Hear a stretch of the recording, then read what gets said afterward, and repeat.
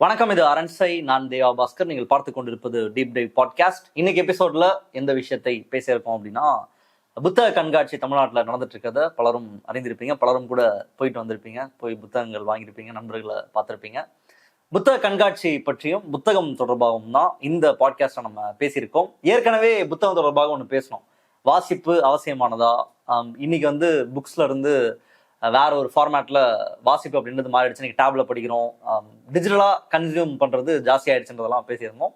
இந்த எபிசோட்ல புத்தக கண்காட்சி பற்றியும் புத்தகம் பற்றியும் நம்ம பேச இருக்கோம். யார் கூட பேச இருக்கோம் அப்படின்னா, அம்பேத்கர் மற்றும் மார்க்சினுடைய மாணவர் தோழர் சிவகுமார் கூட தான். வணக்கம். வணக்கம். முதல்ல புக் ஃபேர் எப்படி போயிட்டு இருக்கு? மக்கள்லாம் வராங்களா? என்ன நடந்துட்டு இருக்கு புக் ஃபேர்ல? நான் வந்து நியூ செஞ்சுரி புத்தக நிறுவனத்துல வேலை செய்யறேன். அப்போ ஆங்கில புத்தகங்கள் பீப்புள்ஸ் பப்ளிஷிங் ஹவுஸ்ன்னு டெல்லியில இருக்கு. அது போன்ற முற்போக்கு புத்தகங்களை வெளியிடக்கூடிய ஆங்கில பதிப்பகங்கள், லெஃப்ட் வேர்ட், இந்த பீப்புள்ஸ் பப்ளிஷிங் ஹவுஸ், ஆக்கர்னு ஒரு புத்தகம், ஒரு பப்ளிகேஷன் இருக்கு. அந்த புத்தகங்கள்லாம் வரவழைத்து அது ஒரு ஸ்டால் வந்து இருக்கு. அங்கதான் என்னுடைய வேலை. அதுக்கு எதிரில் அம்பேத்கர் ஃபவுண்டேஷனுடைய அம்பேத்கர் நூல்களை விற்கக்கூடிய ஸ்டால் இருக்கு. அப்போ இந்த ரெண்டுலையும் வரக்கூடியவங்களை நிறைய பேர் சந்திக்க முடியுது. இதுல உங்களுடைய வேலை பாக்குறீங்கன்னு சொன்னீங்க, உங்களுடைய கான்ட்ரிபியூஷன் ஏதாவது இருக்கா? இதுல கான்ட்ரிபியூஷன் அப்படின்னா, நீங்க போயிட்டு 11 மணிக்கு புத்தக கண்காட்சி தொடங்குது அப்படின்னா ஒரு 10:30 மணிக்கு போயிட்டு எல்லாத்தையும் திரையெல்லாம் இந்த ஓபன் பண்ணி டேபிள் போட்டு உட்காரணும். மக்கள் வருவாங்க, வந்து புத்தகங்களை பொதுவாக அது நல்ல அனுபவம். நான் 3வது ஆண்டாக இந்த ஸ்டால்ல உட்கார்றேன். புத்தக கண்காட்சிக்கு வரக்கூடியவங்க வந்து ஒரு தனி செக்மெண்ட். நீங்க பொதுவாக ஒரு சென்ட்ரல் ஸ்டேஷன்ல அல்லது மவுண்ட் ரோட்ல போய் பார்த்தீங்கன்னா பல வகைப்பட்ட மக்கள் இருப்பாங்க. புத்தக கண்காட்சி வரக்கூடியவங்க புத்தகம் படிக்கக்கூடியவங்கன்னு ஒரு தனி சாதி. அது அவங்க வந்து ஓரளவு ஒரு இன்ட்ரோவர்ட்டா இருப்பாங்க, நிறைய பேச மாட்டாங்க, அடாவடியா இருக்க மாட்டாங்க, கொஞ்சம் திங்கிங் ப்ராசஸா இருப்பாங்க. நீங்களும் அப்படிதான். அப்போ ஒருத்தர் அப்படியே வராருன்னு வைங்களேன், சில நம்ம என்ன செய்யணும்னா, ஒரு இப்போ பிபிஹெச் ஸ்டால் அப்படின்னு எடுத்தா ஒரு 600-700 டைட்டில் இருக்கும் பீப்புள்ஸ் பப்ளிஷிங் ஹவுஸ் ஸ்டால்ல. அப்ப அவரு தேடி வரக்கூடியதை அவர் எப்படி கண்டுபிடிப்பாரு? அது 600-700 டைட்டில் வந்து ஒரு 20-30 கேட்டகரிஸ்ல இருக்கும். அரசியல், பொருளாதாரம், பண்பாடு, வரலாறு, ஜியோ பாலிட்டிக்ஸ், உலக அரசியல், மார்க்சியம், இந்திய தத்துவம், இப்படின்னு பல வெரைட்டியில புத்தகங்கள் இருக்கும். ஒவ்வொருத்தருக்கும் ஒவ்வொரு இன்ட்ரெஸ்ட் இருக்கும். அப்போ ஒருத்தர், நான் அந்த பொதுவானது மட்டும் முதல்ல சொல்லிடுறேன். ஒரு வாசகர் உள்ள வராரு அப்படின்னா அவர் அப்படியே பார்ப்பாரு, பார்த்துட்டு ஒரு புத்தகத்தை எடுத்து படிப்பாரு. இப்ப நம்ம அப்படியே கவனிச்சுட்டு இவர் என்ன புக் எடுக்கிறாரு, ஒன்னு பக்கத்துல போயிட்டு அப்படியா இந்த புக்கு பாக்குறீங்களா, நீங்க என்ன மாதிரி. சில பேர் என்ன சொல்லுவாங்கன்னா, சில பேர் அந்த மாதிரி அதை விரும்ப மாட்டாங்க, நாங்க பாத்துக்கிறோம், அது ரொம்ப குறைவுதான். பெரும்பாலானவங்க சஜஷன், நான் வந்து இது படிக்கிறேன், மார்க்சியம் வந்து எனக்கு அடிப்படையில தெரிஞ்சுக்கணும் அப்படின்னு கேட்டாங்கன்னா, புத்தகம் இருக்கா, அப்படி ஒரு 7-8 டைட்டில் இருக்கும். பாருங்க, அதை பாருங்க, இதை பாருங்க, எது உங்களுக்கு, இது நான் பர்சனலா நான் படிச்சிருக்கிறேன், நீங்க படிங்க, ரொம்ப உதவியா இருக்கும் அப்படின்னு சொல்லலாம். இந்த புத்தகம் நான் படிக்கல, ஆனா பார்த்தா இது உதவியா இருக்கும் அப்படின்னு சொல்லலாம். சில பேர் என்ன வராங்கன்னா, கொஞ்சம் அட்வான்ஸ்டா, இப்போ வந்து குறிப்பா போனோம் அப்படின்னா மாணவர்கள்னா இளங்கலை, முதுகலை, அது போல திரைப்படத்துறையில வேலை செய்யக்கூடியவங்க, கலை ஓவியக்கலை, கவின்கலையில வேலை செய்யக்கூடியவங்க. 2 நாள் முன்னாடி கூட 2-3 பேர் வந்திருந்தாங்க. அவங்கெல்லாம் ஒரு பர்டிகுலர் டாபிக், குறிப்பா சொல்லணும்னா மார்க்சியம், அரசியல், வரலாறை பற்றி நிறைய பார்க்க முடியுது. அந்த புத்தகங்களை தேர்ந்தெடுத்து படிக்கிறாங்க. பொதுவா இது போன்ற புத்தகங்களை கம்யூனிஸ்ட் கட்சியில இருக்கிறவங்க அவங்க படிப்பாங்கன்னு எதிர்பார்ப்போம். இன்னைக்கு வந்து புதிய தலைமுறை இளைஞர்கள், ஒரு பெண் வந்தாங்க, மாணவர் தான், அவங்க வந்து பிஎஸ்சி எக்கனாமிக்ஸ் படிக்கிறாங்க. அப்போ படிக்கும்போது நான் கார்ல் மார்க்ஸுடைய பிஎஸ்சி எக்கனாமிக்ஸ் அப்படி ஒரு கோர்ஸ் இருக்கு, அதுல டேட்டா சயின்ஸ் எல்லாம் வருமா. அப்ப அதை படிக்கும்போது அவங்க ஒரு புக் எடுக்கிறாங்க, சோவியத் யூனியனின் வீழ்ச்சிக்கு, ஆங்கிலத்துல சோவியத் யூனியனின் வீழ்ச்சிக்கு பிறகு உலக வரலாறு. அப்ப இந்த புத்தகம் உங்களுக்கு இன்ட்ரெஸ்டா இருக்குமா? இல்ல, நான் படிச்சு பாக்குறேன், பெரிய புக். இது மாதிரி அது ஒரு மாணவர் இப்ப 12th படிக்கிறார். அவரு 2-3 வருஷமா நான் பாக்குறேன் அவரை. அவங்க அப்பா கூப்பிட்டு வருவாரு. அவருடைய வாசிப்புன்னு பாத்தீங்கன்னா எங்கேயோ இருக்கு. நான் இந்த புக்கு போன தடவை அந்த பென் ஃபைன் எழுதிய மூலதனம் நூலுக்கான அறிமுகம், சின்ன புக், அருமையான புத்தகம், அதை வாங்கிட்டு போய் அதை படிச்சுட்டார். இப்படி இந்த தடவை வந்து நான் என்னென்ன புக் எல்லாம் படிக்கலாம், எனக்கு தத்துவம் படிக்கணும், என்ன புத்தகம் சரியா இருக்கும் அப்படின்னு கேட்கிறாரு. அப்போ நம் வேலை அப்படின்னு சொன்னா வரக்கூடியவங்களை ஓரளவு கைட் பண்றது. அவங்க நேரடியா கேட்கலாம், இல்லைன்னா அவங்களுடைய ஆர்வத்தை பார்த்து நம்ம சஜஸ்ட் பண்ணலாம். அவங்களுக்கு பொருளாதாரம் கத்துக்கணுமா, உலக அரசியல் பத்தி தெரிஞ்சுக்கணுமா, இந்த லெனினுடைய ஏகாதிபத்தியம் புத்தகம் எடுங்க, அல்லது முதலாளித்துவத்தினுடைய வளர்ச்சி அப்படின்னு மிஷேல் பியூட் அப்படின்னு ஒரு பிரெஞ்சு பேரு, அவருடைய புத்தகம், அதுவும் ரொம்ப பாப்புலர். சில புத்தகங்கள்லாம் 4 நாள்லயே மொத்தமா வந்த காப்பி எல்லாம் வித்து தீர்ந்துருச்சு. இப்படி குறிப்பா சொல்லணும்னா இந்த ஆண்டு 8ஆம் தேதி தொடங்கி இன்னைக்கு 14ஆம் தேதி 6 நாள் 13 வரைக்கும் 6 நாட்களில் சென்ற 2 ஆண்டுகளை விட ஒரு பெரிய ஒரு அலையை பார்க்க முடியுது. யார் அதுல நிறைய இருக்காங்க? இளைஞர்கள் தான். வயதானவர்கள் வராங்க, நம்ம ஒப்பீட்டளவில் பார்த்தா குறைவுதான். கட்சி பின்னணி அல்லது ரிட்டையர்ட் ஆனவங்க அவங்கெல்லாம் வரதான் செய்யறாங்க. ஆனால் இளைஞர்களுடைய எண்ணிக்கை தான் அதிகம். இளைஞர்கள் அப்படின்னா ஒரு 30-35 வயதுக்கு உள்ள ஒரு பள்ளி மாணவர்கள்ல தொடங்கி 15-16 வயதிலிருந்து 30-35 வயது உள்ளவங்க தான் நான் பாக்குற ஸ்டால்ல நிறைய பேர் வராங்க. அதுல ஆங்கிலம் அது ஒரு முக்கியமான பிரச்சனை. அதாவது தமிழ் பண்பாடு, தமிழ்நாட்டை பத்தி தெரிஞ்சுக்கணும், ஆனா எனக்கு தமிழ் படிக்க தெரியல. நேத்திக்கு ஒரு உதாரணம் சொல்லணும். ஒரு பெண் அப்படியே கேட்டுச்சு, சின்ன பெண்ணுதான், திருக்குறள் புத்தகம் இருக்கா அப்படின்னு கேட்டாங்க. இங்கிலீஷ்ல கேக்குறாங்க. ஆமா, திருக்குறள் ஆங்கிலத்துல வேணும். இருக்கு தோழர் அப்படின்னு பார்த்தா, திருக்குறள் ராஜமாணிக்கம்னு ஒருத்தர் ஒரு புத்தகம் எழுதியிருக்கிறார். அது எப்படின்னா, திருக்குறள் தமிழ்ல இருக்கும், அதுக்கு கீழே அது டிரான்ஸ்லிட்ரேஷன் இங்கிலீஷ் AKA அக்கறை AKARA MUTHALA அப்படின்னு நீங்க இங்கிலீஷ் நம்ம தமிழ்ங்கிலீஷ் அடிக்கணும் இல்லையா? ஆமா, அது இருக்கும். அதுக்கு கீழே மொழிபெயர்ப்பு, ஒரு பக்கத்துக்கு ஒரு குறள். அவர் ஒரு 400-500 குறள் இப்படி எழுதியிருக்கிறார். ரொம்ப நல்லா இருக்கு. அவங்க கேட்ட பிறகுதான் நியூ செஞ்சுரி புத்தக நிறுவனத்துல அப்படி ஒரு புத்தகம் இருக்கிறத காமிக்கிறாங்க. பார்த்தா இது போன்று எனக்கு திருக்குறள் தெரிஞ்சுக்கணும், ஆனா தமிழ் படிக்க முடியல, அப்ப நான் ஆங்கிலத்தின் மூலமா திருக்குறளை தெரிஞ்சுக்கிறேன். இதெல்லாம் புது புது எக்ஸ்ப்ளோரேஷன். மக்கள் அதை ஏன் தேடி வராங்க? நான் தமிழ் கத்துக்கல, ஆங்கிலத்துல எல்லாம் போயிட்டேன், உலக இலக்கியங்கள்லாம் ஆங்கிலத்துல இருக்கு, அப்படியே ஐரோப்பாவுக்கு போக வேண்டியதானே. நம்ம மக்கள் அங்க போல, திருப்பியும் தமிழுக்கு வராங்க. அதான் திருக்குறள், பல நூல்கள். இது மாதிரி தமிழ் வாசிப்பு உலகம் என்பது நீங்க புத்தக கண்காட்சியில ஒரு பெரிய ஒரு உற்சாகம் கொடுக்கக்கூடியதா தான் அது இருக்கு. ஆனா இப்போ நீங்க சொல்லும்போது இந்த புக்கை படிக்க வருவாங்க, சஜஸ்ட் பண்ணுவாங்கன்னும் போது, நான் இப்போ ரீசெண்டாலாம் போறது இல்லை, போய் வாங்கிட்டு எந்த புக்கையும் படிக்கிறது இல்லைன்றதுனால போறதே எனக்கு ரொம்ப குற்றவுணர்ச்சியா இருக்கு. நான் போனப்போ ஒரு வாட்டி ஒரு தலித் அட்ராசிட்டி சம்பந்தப்பட்ட ஒரு புக்கு, அது புக்கோட பேர் மறந்துட்டேன், தென் தமிழ்நாடு சம்மந்தப்பட்ட ஒரு புக்கு, அதை நான் போய் எடுத்தேன். பப்ளிகேஷன் ஞாபகம் எனக்கு. அந்த புக்கை எடுக்கும்போது அதை எடுத்து புரட்டிட்டு இருந்தேன். அப்போ என்கிட்ட ஒருத்தர் வந்தாரு, சார் தலித் லிட்ரேச்சர் படிக்கிறீங்களான்னு சொல்லிட்டு அவர் தீண்டாத வசந்தம் எனக்கு எடுத்து கொடுத்தாரு. இதை படிங்க, தீண்டாத வசந்தம், இது கிளாசிக், இதை படிங்கன்னு அவர் கொடுத்தாரு. அப்படிதான் நான் தீண்டாத வசந்தம் படித்தேன்.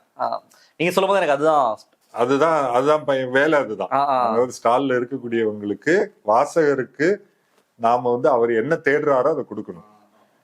இதுல இன்னொன்னு என்னன்னா, நானும் உங்களை மாதிரி நீங்க சொல்ல அதே உணர்வு இருந்திருக்கு. புத்தக கண்காட்சி எனக்கு தெரிஞ்சு கல்லூரியில் படிக்கிறதுல இருந்து நான் போயிருக்கிறேன். காயிதே மில்லத் காலேஜ் தானே, மவுண்ட் ரோட்ல நியூ காலேஜா? இல்ல, காயிதே மில்லத் பெண்கள் கல்லூரி, நம்ம ஸ்பென்சர் இருக்கு இல்லையா, ஸ்பென்சருக்கு அந்த பக்கம், அங்க புத்தக கண்காட்சி போடுவாங்க. அப்போ அதுக்கே போயிருக்கிறேன். அதுக்கு பிறகு இதுக்கு பச்சை பாசிக்கு எதிரில் Saint George Anglo Indian school அங்க போட்டாங்க. அதுக்கப்புறம் OMCA வந்துருச்சு. நடுவுல பல ஆண்டுகள் நான் போகல. என்ன பிரச்சனை அப்படின்னா, புத்தக பிரியர்களுக்கு, அதாவது புக் லவர்ஸ், நீங்க புத்தக கண்காட்சி போனீங்கன்னா ஒரு ஈக்கு அல்லது எறும்புக்கு சக்கரை ரொம்ப பிடிக்கும். சக்கரை பாகுக்குள்ள நீங்க போய் விழுந்துட்டீங்கன்னு நீங்க என்ன பண்ணுவீங்க? எந்த பக்கம் திரும்பினாலும் ஒரே சர்க்கரையா இருக்கு. சோ கிட்டத்தட்ட நம்மள அது முழுகடிச்சிருது. 1000 ஸ்டால் அப்படிங்கிறாங்க. 1000 ஸ்டால்ல லட்சக்கணக்கான புத்தகங்கள். அதுல நம்ம இன்ட்ரெஸ்ட் இருக்கிறது ஒரு 10% வச்சா கூட ஒரு 50,000 1,00,000 புத்தகம் இருக்கு. இதை எப்படி நீங்க வந்து அதை போய் பார்த்து எல்லா டைட்டிலையும் உள்வாங்கி நமக்கு வேண்டியதை எப்படி எடுக்கிறது? இது ஒரு மிகப்பெரிய என்ன ஒரு நம்மை முழுகடிக்கிறது, ஓவர்வெல்மிங். அதுதான் நீங்க சொல்லக்கூடிய உணர்வு. அங்க போய் நான் மோஸ்டா பிளான் பண்ணி தான் போவேன். ஆக்சுவலா நான் 2 ஆண்டுகளுக்கு முன்னாடி போனேன். விகடன்ல வந்து பராரிகள்னு ஒரு தொடர் வந்தது, நரனோட ஒரு தொடர் வந்து. அதுல ஒரு ரொம்ப ஒரு ஃபிக்ஷன் தான், ஒரு ஸ்டோரி ஒன்று டிராவல் ஆகும். ஒரே கதையை வந்து 2 பேர் சொல்லுவாங்க, 2 பெர்ஸ்பெக்டிவ்ல கதை போவோம். ஃபர்ஸ்ட் 1.5 பக்கம் ஒரு பெர்ஸ்பெக்டிவ் போவோம், கதை ஒன்று நடந்துட்டு இருக்கும். இன்னொரு 1.5 பக்கத்துக்கு வந்து அதே கதை வேற ஒரு பெர்ஸ்பெக்டிவ்ல வரும். டைம் லைன் வந்து வேற வேற, இது பாஸ்ட்ல நடக்கும், இது ஃபியூச்சர்ல நடக்கும், 2 மீட் ஆகும் ஏதோ ஒரு பாயிண்ட்ல. இப்படி அந்த கதை போவோம். ரொம்ப சம சுவாரஸ்யமா எழுதியிருப்பாரு. அது நான் விகடன்ல தொடரா வரும்போது அப்பப்போ படிச்சுட்டு எனக்கு இந்த புக் வந்து படிக்கணும் அப்படின்னு அது திட்டமிட்டு அதை வாங்கணும்னு தான் போனேன். போகும்போது அதுவுமே ஆக்சுவலா அந்த டைம் தான் அவருக்கு ஏதோ ஸ்டால்லாம் கிடைக்காம வெளியே அவங்க ஸ்டால் போட்டு அந்த மாதிரி இஷ்யூலாம் ஏதோ போச்சு அந்த புக் ஃபேர்ல. அப்போ எங்கேயோ ஒரு பதிப்பகத்துல இருந்தது, சால்ட் பதிப்பகம்னு நினைக்கிறேன், அதுதான் அந்த புக்கை போட்டிருக்காங்க. அதை போய் வாங்கினேன். நான் ஓரளவுக்கு பிளான் பண்ணி தான் போய், காசும் இருக்காது எல்லாத்தையும் வாங்குறதுக்கும். கரெக்டாக பிளான் பண்ணி இன்னும் நான் வாங்கணும் அப்படின்னு சொல்லி போய் வாங்கினதுல சில புத்தகங்கள் வந்து நான் படிச்சா நீங்க சொல்ற மாதிரி அது ரொம்ப ஓவர்வெல்மிங்கா தான் இருக்கும். போற எல்லாருமே அதை. 2வது இஷ்யூ பணம். ஆமா ஆமா, நீங்க ஒரு பட்ஜெட் போட்டு தான் போக முடியும். எவ்வளவு புக் வாங்குவீங்க? இப்ப நேத்திக்கு ஒருத்தர் வந்து 2 கை நிறைய, இப்போ 2 பை நிறைய 2 கைகள்ல புத்தகத்தை எடுத்துட்டு அப்படியே வராரு. கை நிறைய பை நிறைய. ஆமா, அம்பேத்கர் ஃபவுண்டேஷனுக்கு பாக்குறாரு. பார்த்த உடனே அவர் முகம் அப்படியே மலருது. சின்ன பையன் தான், தம்பி வாங்க. இல்ல எல்லாம் தீர்ந்துச்சு அப்படிங்கிறாரு. கொண்டு வந்த பணம் தீர்ந்து போயிடுச்சு, இதுக்கு மேல நான் எப்படி புத்தகம் வாங்குறது? சோ இது 2வது ஒரு பெரிய கன்ஸ்ட்ரெயின்ட். 1 புத்தகங்களை தேர்வு செய்கிறது, 2வது பணம். பணத்தை நீங்க ஒண்ணும் பண்ண முடியாது. ஆனா புத்தகம் தேர்வு செய்வது என்பதற்கு இந்த பதிப்பகத்துல இருக்கக்கூடியவங்க, புத்தக கண்காட்சியை நடத்தக்கூடியவங்க, அவங்க உதவி பண்ணலாம். எந்த ஸ்டால் எங்க இருக்கு, இந்த ஸ்டாலுக்குள்ள போனா அங்க இருக்கிறவங்க, நீங்க சொன்ன மாதிரி நீங்க தலித் அட்ராசிட்டிஸ் பாக்குறீங்களா, தீண்டாத வசந்தம் படிங்க, அவங்களுக்கு இன்ட்ரெஸ்டா இருக்கும். 1 பண இது, இன்னொன்னு கைட் பண்றது. எந்த இது எங்க போனா உங்களுக்கு தேவையான புத்தகம் கிடைக்கும். அது ஒரு பெரிய சவால் தான், கைட் பண்றது. இப்ப இந்த ஆண்டு பாத்தீங்கன்னா உங்களுக்கு நான் சொன்ன மாதிரி அந்த நெருக்கடிலாம் வந்திருக்கா? எது? நான் வாங்கி நிறைய புக்ஸ் வாங்கியிருக்கேன். இப்போ புத்தக கண்காட்சியில போய் இந்த கம்யூனிசத்தை பத்தி படிக்கணும்னா தியாகோட அந்த புத்தகம் ஆமா, அந்த கம்யூனிசம் ஆனாவனால் ஏதோ ஒரு டைட்டில் சரியா ஞாபகம் இல்லை. அந்த புக் வாங்கினேன். பட் நான் பெருசா அதை படிக்கல. ஆக்சுவலி அதை படிக்கல. அப்புறம் சிபிஎம்ல இருந்து போட்டிருந்தாங்க, அதுவும் வாங்கினேன். நிறைய புத்தகத்தை வாங்கி நான் படிக்காம விட்டுட்டேன். அதுவே வந்து எனக்கு திரும்ப அங்க போறதுக்கே ரொம்ப குற்ற உணர்ச்சி ஆயிடுச்சு. போய் நம்ம வாங்கிட்டு வந்து படிக்கவும் மாட்டோம், அது வேற ஒரு மாதிரி கில்ட்டி ஆகி அதெல்லாம் வாங்குறதே ஒரு சங்கடம் ஆயிருது.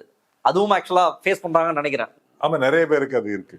நிறைய பேருக்கு நாங்க என்ன பேசிக்கிட்டோம்னா, புத்தகம் நிறைய பேர் வராங்க, புத்தகங்கள் வாங்கப்படுது, ஆனால் எவ்வளவு படிக்கப்படுகிறது என்பது ஒரு கேள்வி. அதுக்கு டேட்டா இல்ல. ஆமா, டேட்டா இல்ல. ஆனாலும் படிக்கிறாங்க. நான் சொன்ன உதாரணங்கள் இதெல்லாம் தனித்தனி நபர்கள் தான். இளைஞர்கள் வந்து புத்தகங்களை படிக்கிறாங்க என்பதற்கு சாம்பிள் இருக்கு. ஆனா எல்லோரும் எப்படி படிக்கிறாங்க என்பது பற்றி அது வந்து என்ன ஒரு சமூகத்தினுடைய பொதுவான ஒரு அறிவு வளர்ச்சி மட்டத்துல இருந்து தான் தீர்மானிக்கப்படுதுன்னு நினைக்கிறேன். தமிழ்நாட்டுல நான் எப்பயுமே யோசிப்பேன், தமிழ்நாடு வந்து ஒரு முற்போக்கு மாநிலம்னு சொல்றாங்க. தமிழ்நாடு ஒரு முற்போக்கு மாநிலம் தான் டெஃபினெட்லி. அதை வந்து இதோட ரிலேட் பண்ணி பார்க்கலாமா? தமிழ்நாட்டுல இந்த புக் ஃபேரை வந்து நான் ஒரு லிட்மஸ் டெஸ்டா வைப்பேன். வர்றவங்க யாரெல்லாம் வாங்குறாங்க, என்ன புக்ஸ் வாங்குறாங்க, எது அதிகமா சேல் ஆகுது, ஓகே இவ்வளவு பேர் படிக்கிறாங்கன்னும் போது சமூகம் ஓரளவுக்கு பெட்டர் ஆகும் அப்படின்ற மாதிரி எனக்கு தோணும். அதை அப்படி பார்க்கலாமா? ஆமா, இது ஒரு அறிவு திருவிழா. ஆமா ஆமா, கரெக்ட் தானே?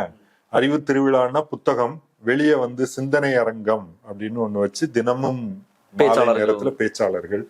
நேத்திக்கு திருச்சி சிவா, நாடாளுமன்ற உறுப்பினர் திருச்சி சிவாவுடைய உரை இருந்தது.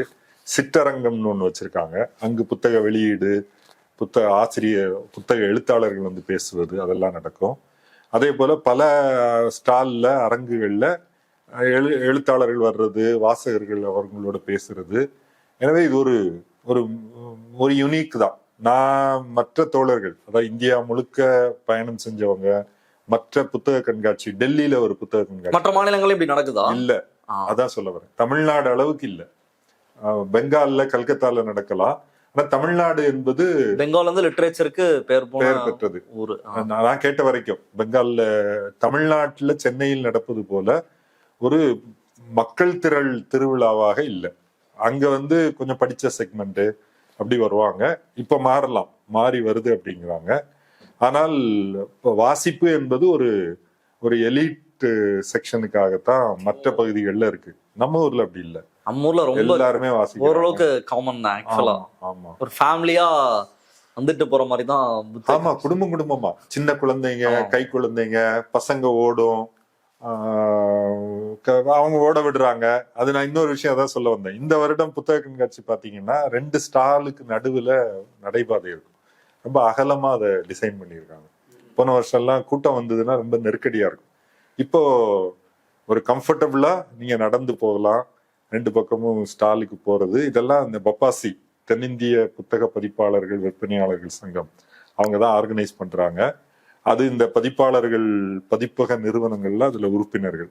அவங்க தேர்தல் வச்சு ஒரு கமிட்டி தேர்ந்தெடுக்கிறாங்க. நல்ல ஏற்பாடு. இது போக வெளியே வந்தீங்கன்னா திருவள்ளுவர் சிலை, அதை உலக தமிழ் சங்கம் சார்பில் திருவள்ளுவர் சிலை வச்சிருக்காங்க. நேத்தி காலையில போகும்போது ஒரு டீம் இந்த பறை அடிச்சு டான்ஸ், இந்த சிலம்பா அது ஏதோ ஒரு ஆட்டம் கம்பு வச்சு, நான் போகும்போது ஒரு சின்ன குட்டி ஒரு 3-4 வயசு கூட இருக்காது, அப்படியே சுத்தி அப்படியே எல்லாம் அப்படியே மயங்கி நின்றுட்டாங்க. அதுக்கப்புறம் பெரிய பசங்க வராங்க, பெண்கள், அப்படி ஒரு திருவிழா. அப்புறம் அந்த பக்கமா பாத்தீங்கன்னா சாப்பிடுறது. ஏன்னா முன்னெல்லாம் எல்லாரும் என்ன கிண்டல் பண்ணுவாங்கன்னா, இது புத்தக திருவிழாவா உணவு திருவிழா, டெல்லி அப்பெல்லாம் சாப்பிடுறது இல்ல. ரெண்டும் வந்து புத்தக திருவிழா வந்துட்டு பசியோட இருக்க முடியாது. கரெக்டா? செவிக்கு உணவு இல்லாத போது கொஞ்சம் வயிற்றுக்கும் கொடுக்கதானே வேணும். அதெல்லாம் ஆர்கனைஸ் பண்ணியிருப்பாங்க. அதே போல இப்போ 1000 ஸ்டால் அப்படின்னா அதுல சில ஸ்டால் வந்து 2-3 இதை சேர்த்து ஒரு பதிப்பகம் எடுத்திருக்கோம். 2 ஸ்டால் 4 ஸ்டால் அப்படின்லாம் இருக்கும். கிட்டத்தட்ட ஒரு 1000-2000 பேர் வந்து அந்த பதிப்பகம் சார்ப ஊழியர்களாக வேலை செய்யக்கூடியவங்களா இந்த மாதிரி அங்க வராங்க. டெய்லி அவங்களே 2000 பேர், அவங்க நாள் முழுக்க அங்க உட்கார்ந்துருப்பாங்க. அவங்களுக்கு மதிய உணவு வந்து இவங்க ஏற்பாடு பண்ணிடுவாங்க. பப்பாசி. ஆமா, அவங்களுக்கு மட்டும் டோக்கன் கொடுத்துருவாங்க. அங்க உள்ள போனோன்னா வெள்ளை இலையெல்லாம் போட்டு சாப்பாடு நல்ல சாப்பாடு ஏற்பாடு பண்ணிடுவாங்க. அப்புறம் டீ, காஃபி. ஸோ உணவு, குழந்தைகள் வந்து கம்ஃபர்டபுளா போறது, ஒரு சேஃப் ஜோன். அது எல்லாருமே வந்து நீங்க வந்து நான் ஏற்கனவே சொன்ன மாதிரி எல்லோருமே புத்தக பிரியர்களா வர்றதுனால நீ ஒருத்தரோட ஒருத்தர் பேச விரும்பினா நீங்க பேசலாம். ஒரு ஒத்த அண்டர்ஸ்டாண்டிங் இருக்கும். அந்த வகையில சென்னை புத்தக கண்காட்சி தமிழ்நாட்டுக்கு ஒரு பெருமை தான். இன்னொன்னு என்ன நடக்குதுன்னா, தமிழ்நாட்டுல மாவட்டம் தோறும் புத்தக கண்காட்சி நடத்தும். நிறைய இடத்துல சில ஆண்டுகளாக ஒவ்வொரு மாவட்டத்திலையும். ஈரோடு புத்தக கண்காட்சி நடக்கும். அதுவும் ஈரோடு புத்தகம் ரொம்ப ஃபேமஸ். இப்போ அதுலதான் இறையன்பு உரை, வருடம் வைகோவுடைய உரை நெய்வேலியில நடத்துறாங்க. ஒவ்வொரு ஊர்லயும் இப்போ புத்தக கண்காட்சி நடக்க தொடங்கிருச்சு. இதெல்லாம் தமிழ்நாட்டோட வேற எந்த மாநிலத்துல அப்படி நடக்கலன்னு நினைக்கிறேன். ஒவ்வொரு மாவட்டத்துக்கும் புத்தக கண்காட்சி. இப்போ நியூ செஞ்சுரி புத்தக நிறுவனம் எடுத்தீங்கன்னா தமிழ்நாடு முழுக்க 18 இடங்கள்ல கிளைகள் வச்சிருக்காங்க. கிளைகள்னா அதுல அங்க ஊழியர்கள் இருப்பாங்க, புத்தகத்தை கொண்டு போய் விற்கிறது, பள்ளிகள்ல கல்லூரிகள்ல கண்காட்சி போடுறது. கண்காட்சின்னா சின்ன கண்காட்சி. ஏதாவது ஒரு நிகழ்ச்சி நடக்குதுன்னா அங்க போய் ஒரு 200-300 புக்கை போட்டு வரக்கூடியவங்க புத்தகத்தை பார்த்து வாங்கலாம். எனவே தமிழ்நாட்டில் இந்த அறிவு இயக்கம் என்பது ஒரு முக்கியமான ட்ரெண்ட் தான். நீங்க சொன்ன மாதிரி சென்னை புத்தக கண்காட்சி அதுக்கான பல்ஸ் நீங்க பிடிச்சு பார்க்கலாம். ரைட். இப்போ தமிழ்நாடு அறிவு லிட்மஸ் டெஸ்ட் இதெல்லாம் பேசணும். அதே புத்தக கண்காட்சியில நிறைய வலதுசாரி புத்தகங்களும் அப்படியான புத்தகங்கள் அதுக்கான ஸ்டாலும் இப்போ ஈஷா ஸ்டால் போட்டிருப்பாங்க. அவங்களோட புக்ஸ் ஒரு பக்கம் இருக்கும். ஐ திங்க் RSS சம்மந்தப்பட்ட ஹெச்ராஜாவும் வருவார். ஹெச்ராஜா வந்து ஒருத்தர் பெரியார் புக் வச்சுட்டு அவர் கூட போட்டோல போஸ்ட் கொடுத்த பிக்சர்லாம் நம்ம பார்த்துருக்கோம். அதற்கான ஸ்பேஸும் இருக்கு, அவங்களும் போடுறாங்க. இப்போ தமிழ் தேசியம் இப்போ சீமானோட அவங்களுடைய ஸ்டாலு அதுவும் போடப்படுது. இதெல்லாமும் பார்க்கப்படுது. இப்போ எது மெஜாரிட்டி அண்ட் இதை நம்ம எப்படி பார்க்கலாம்? இதற்கான ஒரு ஜனநாயகபூர்வமாக எல்லாரும் ஆமா, இது ஜனநாயக பூர்வமானதுதான். ஒரு கருத்தை முன்வைக்கக்கூடிய பதிப்பகத்துக்கு பக்கத்திலேயே அதற்கு நேர் எதிரான கருத்து இருக்கும். இந்த எப்படி அதை தேர்ந்தெடுக்கிறாங்கன்னா குழுக்கள் தான். யார் எது பக்கத்துல எதுக்கு யாருக்கு எந்த, அதாவது ஒருத்தர் 2 ஸ்டால் கேட்ட 2 ஸ்டால் இணைஞ்சது கேட்பாரு, இன்னொருத்தர் 4 ஸ்டால் இணைஞ்சது கேட்பாரு. இப்ப அது குலுக்கல் மூலமாகத்தான் தீர்மானிக்கப்படும். எனக்கு வந்து நல்ல இடம் கிடைச்சது, அவருக்கு அப்படிங்கிற பிரச்சனை வராது. அது குலுக்கல் மூலமா பண்றதுனால ஒண்ணு. ரெண்டாவது, என்னுடைய எத்தனை ஸ்டால் தொடர் இருக்கு நீங்க? அதாவது 1000 ஸ்டால். அதுல அத வந்து ஒரு 700 800 700 பதிப்பகம் வச்சிருக்கோம். இப்போ என்னுடைய கருத்து என்ன அப்படின்னா, புத்தகம் அப்படின்னு வந்தாலே அது வந்து ப்ராக்ரெசிவ் தான். நீ வலதுசாரியா இருந்தாலும் ஒரு எழுத்துல எழுதி அறிவார்ந்து பேச தொடங்கிட்டேன்னா பாதி உடைஞ்சிட்ட. வலதுசாரி அப்படின்னா என்ன? நம்பிக்கையின் அடிப்படையில் நீங்க வேலை செய்யணும். நீங்க வந்து யோசிக்க கூடாது. நீ புத்தகத்தை படிக்கிறேன்னாலே யோசிக்க கட்டாயம் வந்துருது. அப்படி சொல்ல முடியுமா? அது நான் என்னுடைய கருத்தை சொல்லிடுறேன்.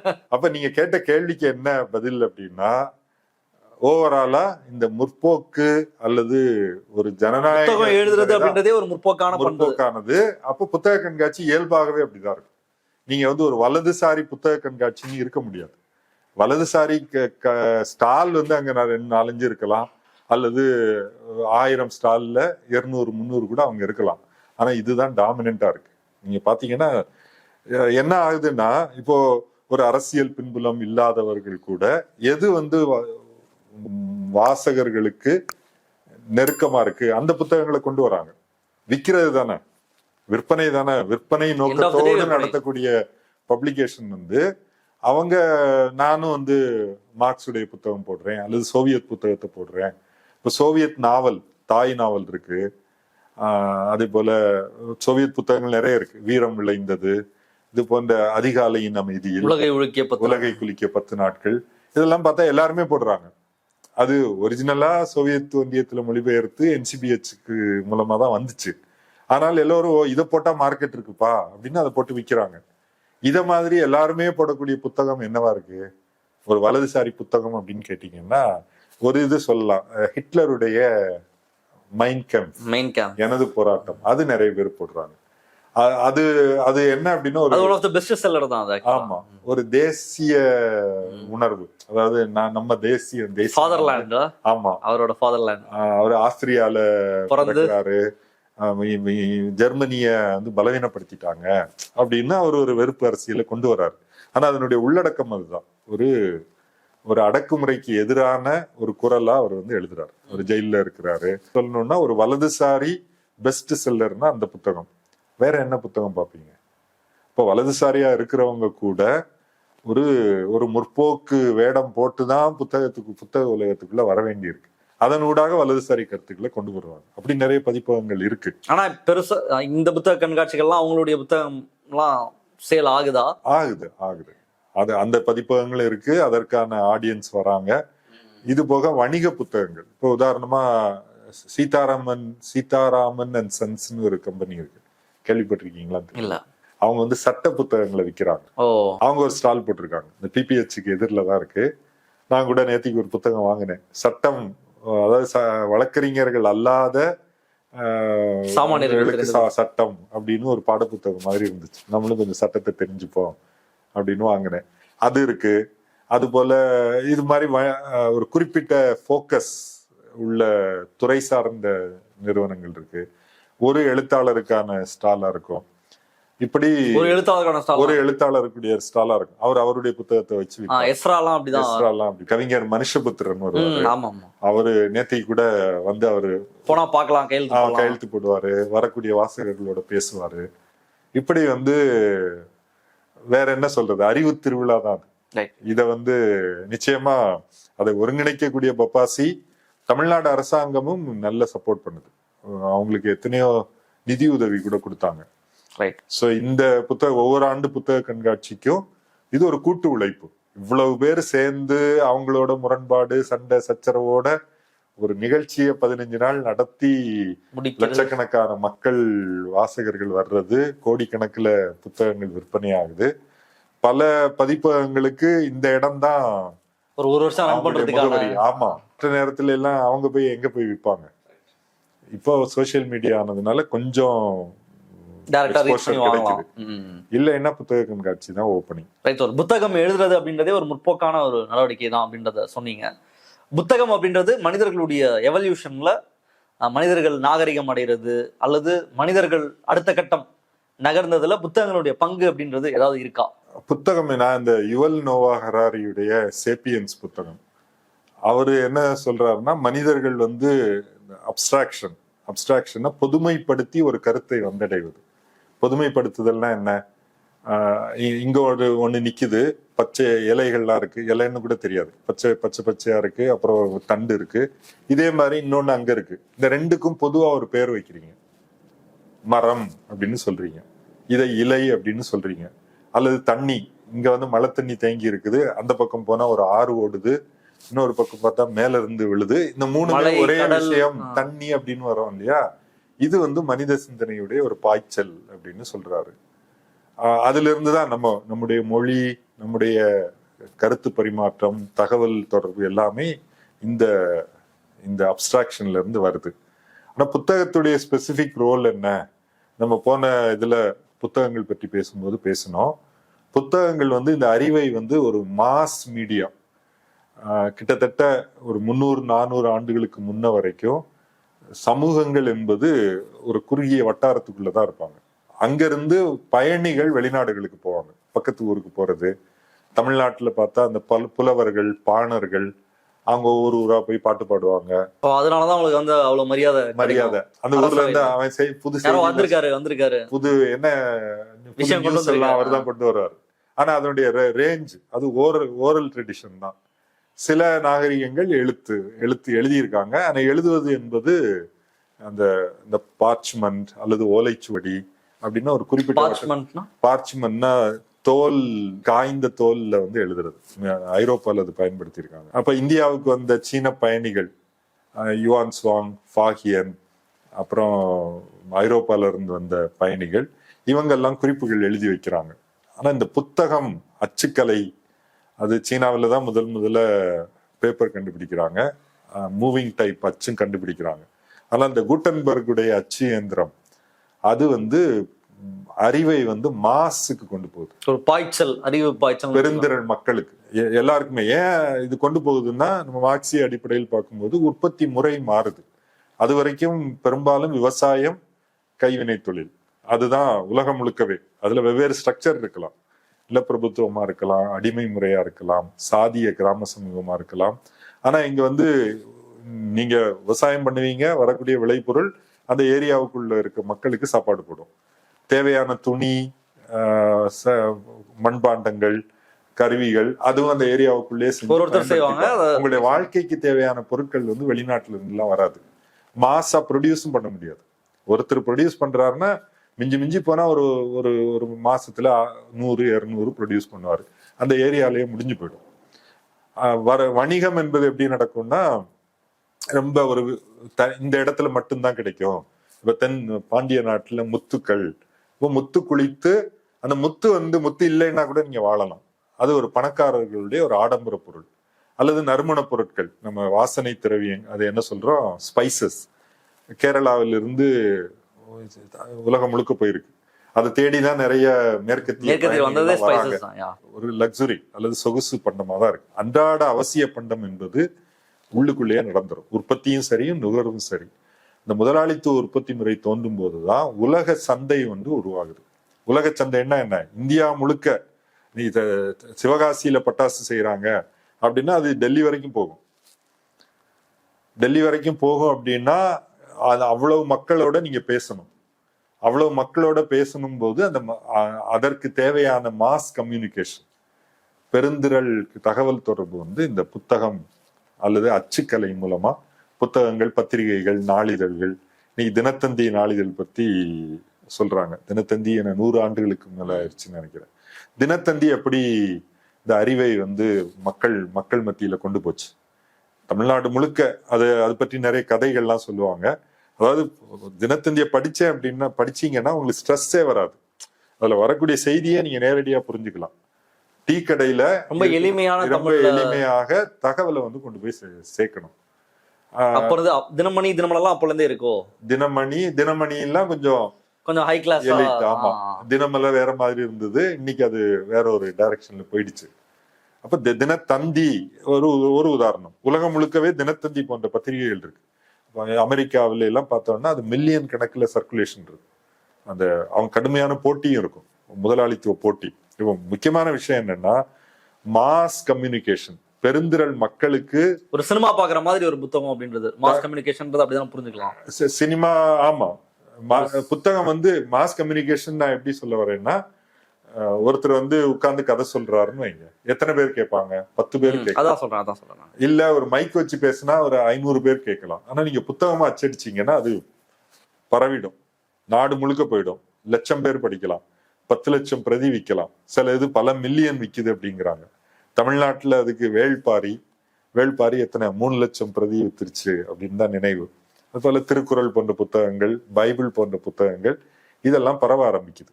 புத்தகம் ஒரு பெரிய மீடியமா இருக்கிற காரணத்தினாலதான் இப்ப புத்தகங்கள் தடை அப்படின்றதுலாம் ரொம்ப ஃப்ரீக்வெண்டா நடக்கும். ஒரு புரட்சிகரமான கருத்தை பேசுறாங்க, ஏதோ ஒரு புத்தகம் வெளியாகுது அப்படின்னும் போது அதோட தாக்கம் அப்படின்னு ரொம்ப ரொம்ப தீவிரமாக இருக்கும் அப்படின்ற அடிப்படையில தான் புத்தகங்களை தடை செய்யறாங்க.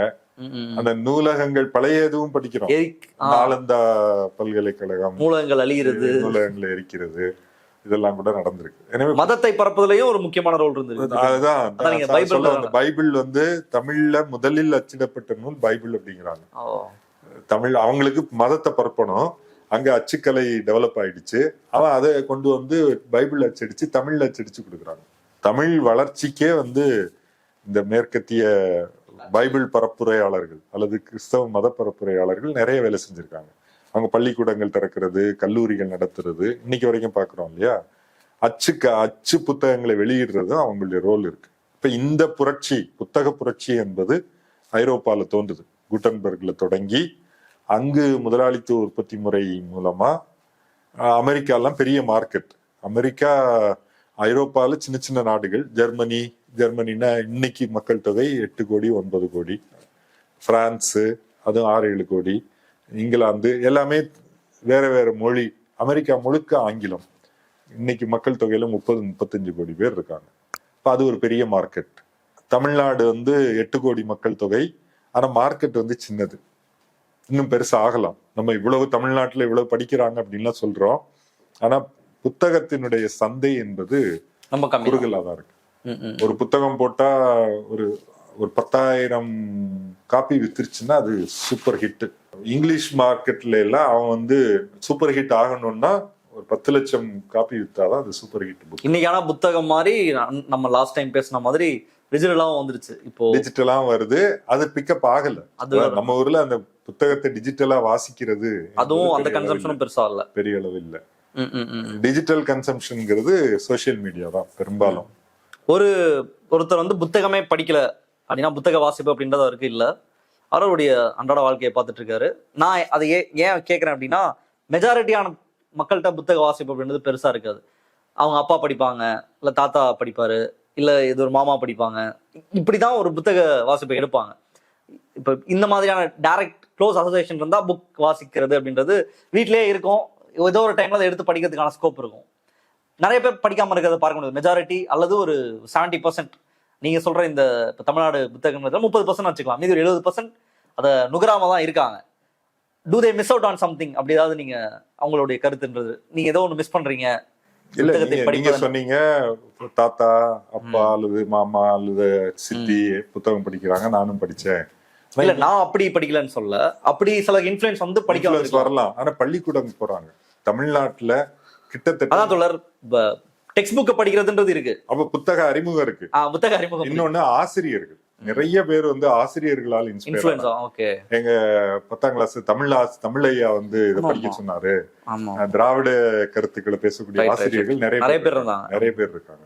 அப்புறம் ஜெனரலா அந்த ஒரு ஆசிரியர் புத்தகத்தோட இருக்கிறது, அதுவே ஒரு இன்ஸ்பிரேஷன் படிச்சிட்டு ஒண்ணு, அது வெளியே இருந்து வர்றது. இன்னொன்னு குழந்தைகளுக்கே கூட நம்ம யோசிச்சு பாத்தீங்கன்னா, நம்மளே கூட அப்படிதான் இருந்திருப்போம். ஏதாவது புதுசா தெரிஞ்சுக்கிட்டே இருக்கணும்னு ஒரு போட்டி இருக்கும். அந்த குழந்தை போய் அதை எடுத்தா இதுவும் போய் எடுத்து சண்டை போடும். நம்ம தெரிஞ்சுக்கணும், அது எதுனா fear of missing out, FOMO. தெரியுது உங்களுக்கு?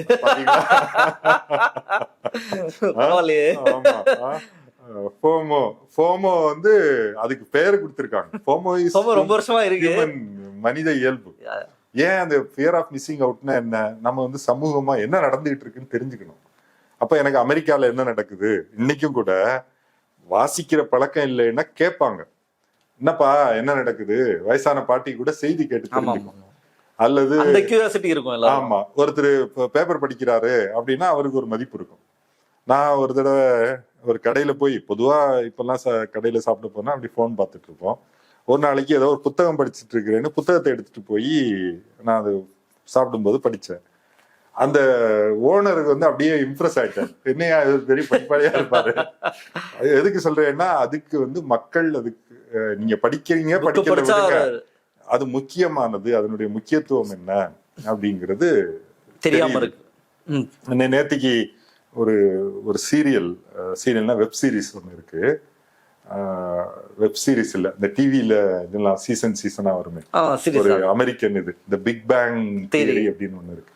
அதுல 2K கிட்ட தான் வாழ்ந்துட்டு இருக்கீங்க. சோமோ தெரியுது, பிக் பேங் தெரியுது. அதுல ஒரு சீன் வருது, எப்படின்னா இவங்க எல்லாம் வந்து சயின்டிஸ்ட்னா நிறைய பேசிட்டு இருப்பானுங்க, ஆர்கியூ பண்ணுவானுங்க, நொஞ்சானா இருப்பானுங்க. அப்போ போகும்போது அந்த எதிர் வீட்டுல இருக்கிற பொண்ணு வந்து பென்னி இவங்களை பார்ட்டிக்கு கூப்பிட்டு இருக்கிறா. நான் ஃப்ரெண்ட்ஸை வேணும்னே தவிர்த்துட்டு இருக்கிறேன். I want to be in Big Bang theory. அப்போ பென்னியுடைய ஒரு ஃப்ரெண்டு வந்திருப்பாரு. அவர் வந்து 6 அடி உயரம், வாட்ட சாட்டமா, அது சட்டையெல்லாம் போடாம நல்ல பாடி பில்டரோட வந்து நிக்கிறாரு. இவன் குள்ளமா இருக்கிறான். அப்ப யாரு, லெனர்ட் ஹாஃப்ஸ்டெட்டர் கூட வந்து ஷெல்டன் இருக்கான். அப்ப லெனர்டுக்கு வந்து பென்னியோட he wants to be in relation with her. அப்ப இவன் சொல்றான், அந்த காலத்துல மேபி 10,000 வருஷத்துக்கு முன்னாடி அவனுக்கு ஒரு அட்வான்டேஜ் இருந்திருக்கலாம், வாட்ட சாட்டமா இருக்கிறான், யார வேணாலும் அடிச்சுக்கலாம். இன்னைக்கு வந்து நம்ம தான் ஆல்பா மேல், நமக்கு வந்து அறிவு இருக்கு, நம்முடைய ஐக்கியூ வந்து அவனை வீழ்த்திடும் அப்படின்னு ஒரே காமெடியா போகுதுன்னு வைங்களேன். அவன் அப்படியே சட்டையை பிடிச்சு தூக்கி நிறுத்திடுவான். சோ அது வந்து காமெடியா இருந்தாலும் அது பெரிய அளவுல மக்கள் வந்து, அதாவது இந்த படிக்கக்கூடியவங்க, அறிவார்ந்து சிந்திக்கக்கூடியவங்க வந்து மற்றவங்களை வந்து ஒண்ணு மற்றவங்களுக்கு அதை கொண்டு போகலாம், இல்லைன்னா அவங்களை ஈஸியா அடிச்சு காலி பண்ணிடலாம். இவங்க வந்து கிட்டத்தட்ட ஒரு முரடன் மாதிரி, அதாவது ஒரு உடல் வலு உள்ள 6 அடி உயரம் உள்ள ஒருத்தரை கண்டா அவர் என்ன பண்ணணும், ஓகே நம்ம ஸ்ட்ராங்கா இருக்கிறோம், மற்றவங்களோட எப்படி நம்ம கோஆபரேட் பண்ணணும் அப்படி போகலாம், அல்லது டே வாடா அப்படின்னு கழுத்து பிடிச்சி நசுக்கலாம். ஸோ இந்த இன்டலெக்சுவல் ஸ்ட்ரென்த் இருக்கு இல்லையா, அது வந்து நிறைய அச்சுறுத்துது, நிறைய பேர் பயப்படுறாங்க. அதையும் படிக்கக்கூடியவங்க, நீங்க எல்லாம் புத்தகம் படிக்கிறீங்க, அதெல்லாம் படிக்கிறேன்னா அதுல கவனமா இருக்கணும். நம்ம வந்து இல்ல, அதான் நான் கேட்டது வந்து படிக்காம இருக்கவங்க மிஸ் அவுட் பண்றாங்களா, இந்த மிஸ் அவுட் பண்ணதான் செய்றாங்க. அது அவங்க தவறு இல்ல. அதாவது எல்லோரும் ஒரே மாதிரி இல்ல. இந்த 6.5 அடி பாடி பில்ட் பண்ணவருக்கு அது அவருடைய ஸ்பெஷாலிட்டி. இவன் வந்து குள்ளமா இருக்கிறான், சயின்ஸ் படிச்சுட்டான், இவன் வந்து சயின்டிஸ்டா இருக்கிறான்னா இது இவருடைய ஸ்பெஷாலிட்டி. அப்ப ஏதோ அவர் வந்து முட்டாள், இவரு தான் எல்லாம் அப்படிங்கிறது முட்டாள்னு சொல்ல வரல. நீங்க தெரிஞ்சுக்கிறதுல ஒரு எக்ஸ்பீரியன்ஸ எப்பயுமே அந்த ஷேரிங் தானே. நான் ஒரு நல்ல இடத்துல போய் ஸ்விம் பண்றேன், நல்ல ஒரு அருவி இருக்கு, சூப்பரா இருக்கு, அந்த விஷுவல் எனக்கு ரொம்ப சூப்பரா இருந்ததுன்னா நான் ஷேர் பண்ணுவேன், அதை நீ பண்ணு அப்படின்னு சொல்லி அதை பண்ண வைப்போம்ல. அப்படி கேக்குறேன் நான். இல்ல, நீங்க நல்லா ஸ்விம் பண்றீங்க, புத்தக வாசிப்பாளராக நான் வந்து எனக்கு ஸ்விம் பண்ண தெரியல, அல்லது எனக்கு ஸ்விம் பண்றதுக்கு பயமா இருக்குதுன்னு வைங்க. So நான் do I miss out anything? நான் மிஸ் அவுட் பண்றேன், அதனால am I a lesser human being? No, lesser குள்ள நான் போறேன். அதுதான் நான் சொல்ல வரேன். என்ன ஒரு இது இந்த சமத்துவம் பற்றி எழுதும்போது அம்பேத்கர் அவர் என்ன சொல்றாரு, சுதந்திரம், சமத்துவம், சகோதரத்துவம். சமத்துவம் தான் பெரிய பிரச்சனையான விஷயம். கேள்வி என்ன, எப்படி சமத்துவம் இருக்க முடியும்? ஒருத்தர் நிறைய படிக்கிறாரு, ஒருத்தர் பாடி பில்டரா இருக்கிறாரு, ஒருத்தர் செஸ் நல்லா விளையாடுறாரு, இவங்களை நீங்க எப்படி சமத்துவமா? 2 பேரும் சமம் இல்ல, சமம் இல்லாமல் இருப்பதுதான் இயல்பு. ஆனா சமத்துவம் என்ன சொல்லுதுன்னா, என்ன வேறுபாடு இருந்தாலும் சமத்துவமாக நடத்தப்பட வேண்டும் அப்படிங்கறத சொல்லுது. அப்போ புத்தகம் படிக்காதவர்கள் மிஸ் அவுட் பண்றாங்களா அப்படின்னா, உண்மையிலேயே காரணங்கள், ஒண்ணு அவங்களுடைய ஆப்டிடியூட் வந்து அதுல இல்லாம இருக்கலாம், இல்ல அது சோம்பேறித்தனத்தால படிக்காம இருக்கலாம். 2வது விஷயம் இருந்தா அவங்கள மிஸ் அவுட்னு சொல்லலாம். அவருக்கு ஆப்டிடியூடே இல்லை, எனக்கு புத்தகம் படிக்கிறது விட நான் வந்து அத்லெட்ல இருக்கிறேன். அந்த சார்பட்டா பரம்பரையில அவர் வந்து குத்து சண்டை போடுறார், ஓகே, அவருடைய டைம் முழுக்கவே வந்து ட்ரெயின் பண்றது, அப்புறம் அவர் வேலைக்கு போறாரு. இத பண்ணாம படிக்காம உருப்படியா வரதாவது அவங்களுக்கு எது பெஸ்ட்ன்றத பண்ணா தட்ஸ் ஓகே. அந்த அவருடைய குரு அவர் பேர் என்ன, அவர் வந்து சொல்லி ரங்கன் வாத்தியார். ரங்கன் வாத்தியார்ட்ட வந்து அவர் அந்த இதை கத்துக்கிறார். அது சொல்ல போனா மிஸ்ஸிங் அவுட். ஆனா அவர் வந்து தெரிஞ்சுப்பார் அந்த துறையில உலகம் முழுக்க முகமது அலி எப்படி சண்டை போட்டாரு அது டிவில பார்த்து தெரிஞ்சுப்பாரு, அல்லது சர்வதேச அங்க ஒரு நாலேஜ் அவங்க டோர்னமெண்ட்ல போய் பண்ணுவாங்க. ஓகே, இந்த சோம்பேறியா இல்ல வேற எதுவுமே பண்ணாம புத்தகமும் படிக்காம இருந்தா மிஸ்ஸிங் அவுட். ஆனா புத்தகம் வந்து ஒரு புதிய உலகத்தை, ஒட்டுமொத்த உலகத்தையும் திறந்து விடுது. நீங்க புத்தகம் எடுத்தீங்கன்னா ரஷ்ய வாழ்க்கைக்குள்ள போயிடலாம். எனக்கு பிடிச்ச எழுத்தாளர் டால்ஸ்டாய், ரஷ்ய எழுத்தாளர்கள்ல டால்ஸ்டாய் படிச்சோம் அப்படின்னா ரஷ்ய வாழ்க்கையே அப்படியே நம்ம முன்னாடி கொண்டு வர்றாரு. நம்ம ரஷ்யாவுக்கே போனதில்லை. அப்ப நம்முடைய கற்பனையில எப்படி குளிரும், ஆமா, எப்படி நம்ம அங்க நடப்போம், அப்படியே ஃபீல் பண்ண முடியும். அவர் வந்து போரும் வாழ்வும் அந்த புத்தகத்துல நெப்போலியன் படையெடுத்து அங்க மாஸ்கோவை பிடிக்கிறார். பிடிச்சிட்டு அங்க தாக்கு பிடிக்க முடியாம எல்லாம் திருப்பி ஓடுறாங்க. அப்ப அதை விவரிக்கும் போது நமக்கே குளிரும் உண்மையில. சில சீன்ல அவர் அந்த அது என்ன விழும், பனி, ஐஸ் விழும் இல்லையா, அதை விவரிப்பார்.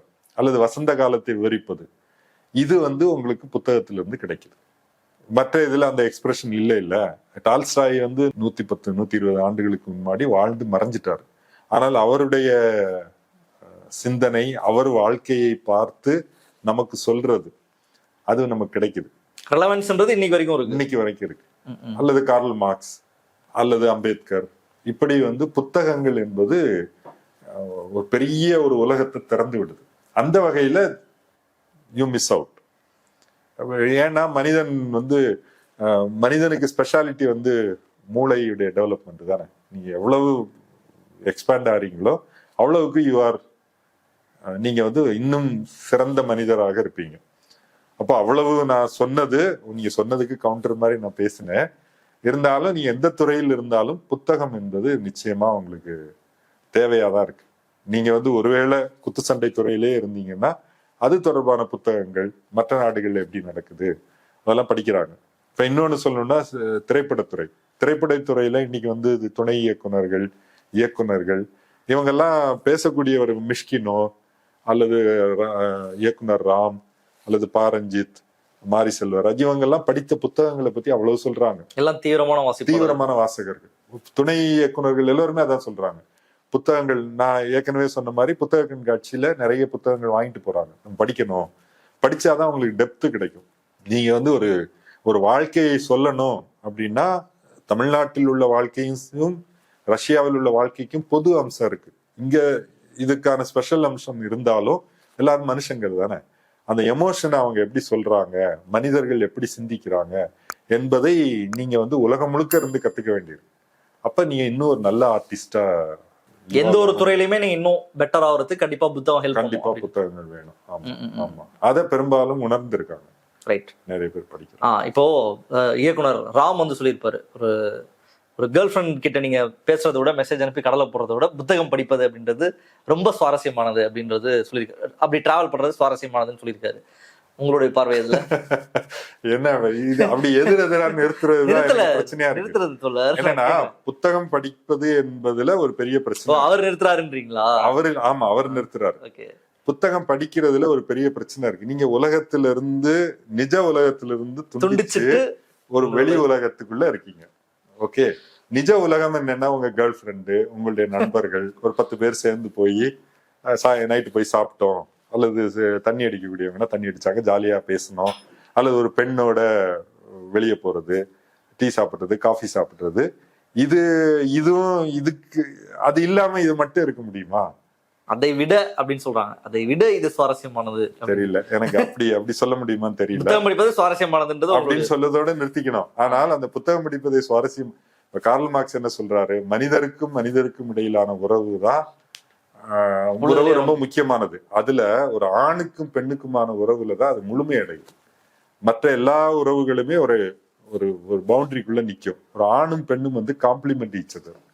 அப்ப கேர்ள் ஃப்ரெண்டு அல்லது பாய் ஃப்ரெண்ட் என்பது உண்மையிலேயே நீங்க வந்து ஒரு எமோஷனலா பேசுறீங்க, கனெக்ட் பண்றீங்கன்னா அது மேபி 10 புத்தகம் இவ்வளவு நாள் படிக்கிற பேசுறது அப்படி சொல்லிருப்பாரு போல. 10 புத்தகம் படிக்கிற எஃபெக்ட். ஏன்னா அவங்களும் புத்தகம் படிப்பாங்கல்ல, அவங்களுடைய வாசிப்பை நீங்க ஷேர் பண்ணுவீங்கல்ல, உங்க வாசிப்பை ஷேர் பண்ணலாம். இல்ல எனக்கு புத்தகம் படிக்கிறதுலாம் பிடிக்காது, நேத்திக்கு பேசி பேசி bore அடிச்சு நேத்திக்கு ஒரு ஒரு ஒரு ஒரு பையனு பொண்ணு வந்தாங்க, அவரு நிறைய புத்தகம் எல்லாம் பார்த்துட்டு இருந்தாரு. அப்ப பக்கத்துல அவங்க நிக்கிறாங்க, நான் நீ இந்த புத்தகம் பார்க்கலாமே, இந்த புத்தகம் பார்க்கலாமே. அவர் சொல்றாரு அவங்களுக்கு போர் அடிக்கும். அப்படியா, நீங்க என்ன படிப்பீங்க? நான் வந்து நாவல் படிப்பேன் அப்படின்னாங்க. நாவல் என்னன்னா ஃபேண்டசி நாவல் தான். Okay. அப்ப அவங்க வந்து அவங்களுக்கு படிக்கணும் சொல்லணுங்கிறதுக்காக சொல்றாங்க, பட் அவங்களுக்கு ரீடிங்ல இன்ட்ரெஸ்ட் இல்ல. அப்ப நம்ம வந்து ரீடிங்ல இன்ட்ரெஸ்ட் இல்லையா, உங்ககிட்ட போய் என்ன பேசுறது, மனுஷனே இல்ல அப்படின்னு சொல்ல முடியாது இல்லையா.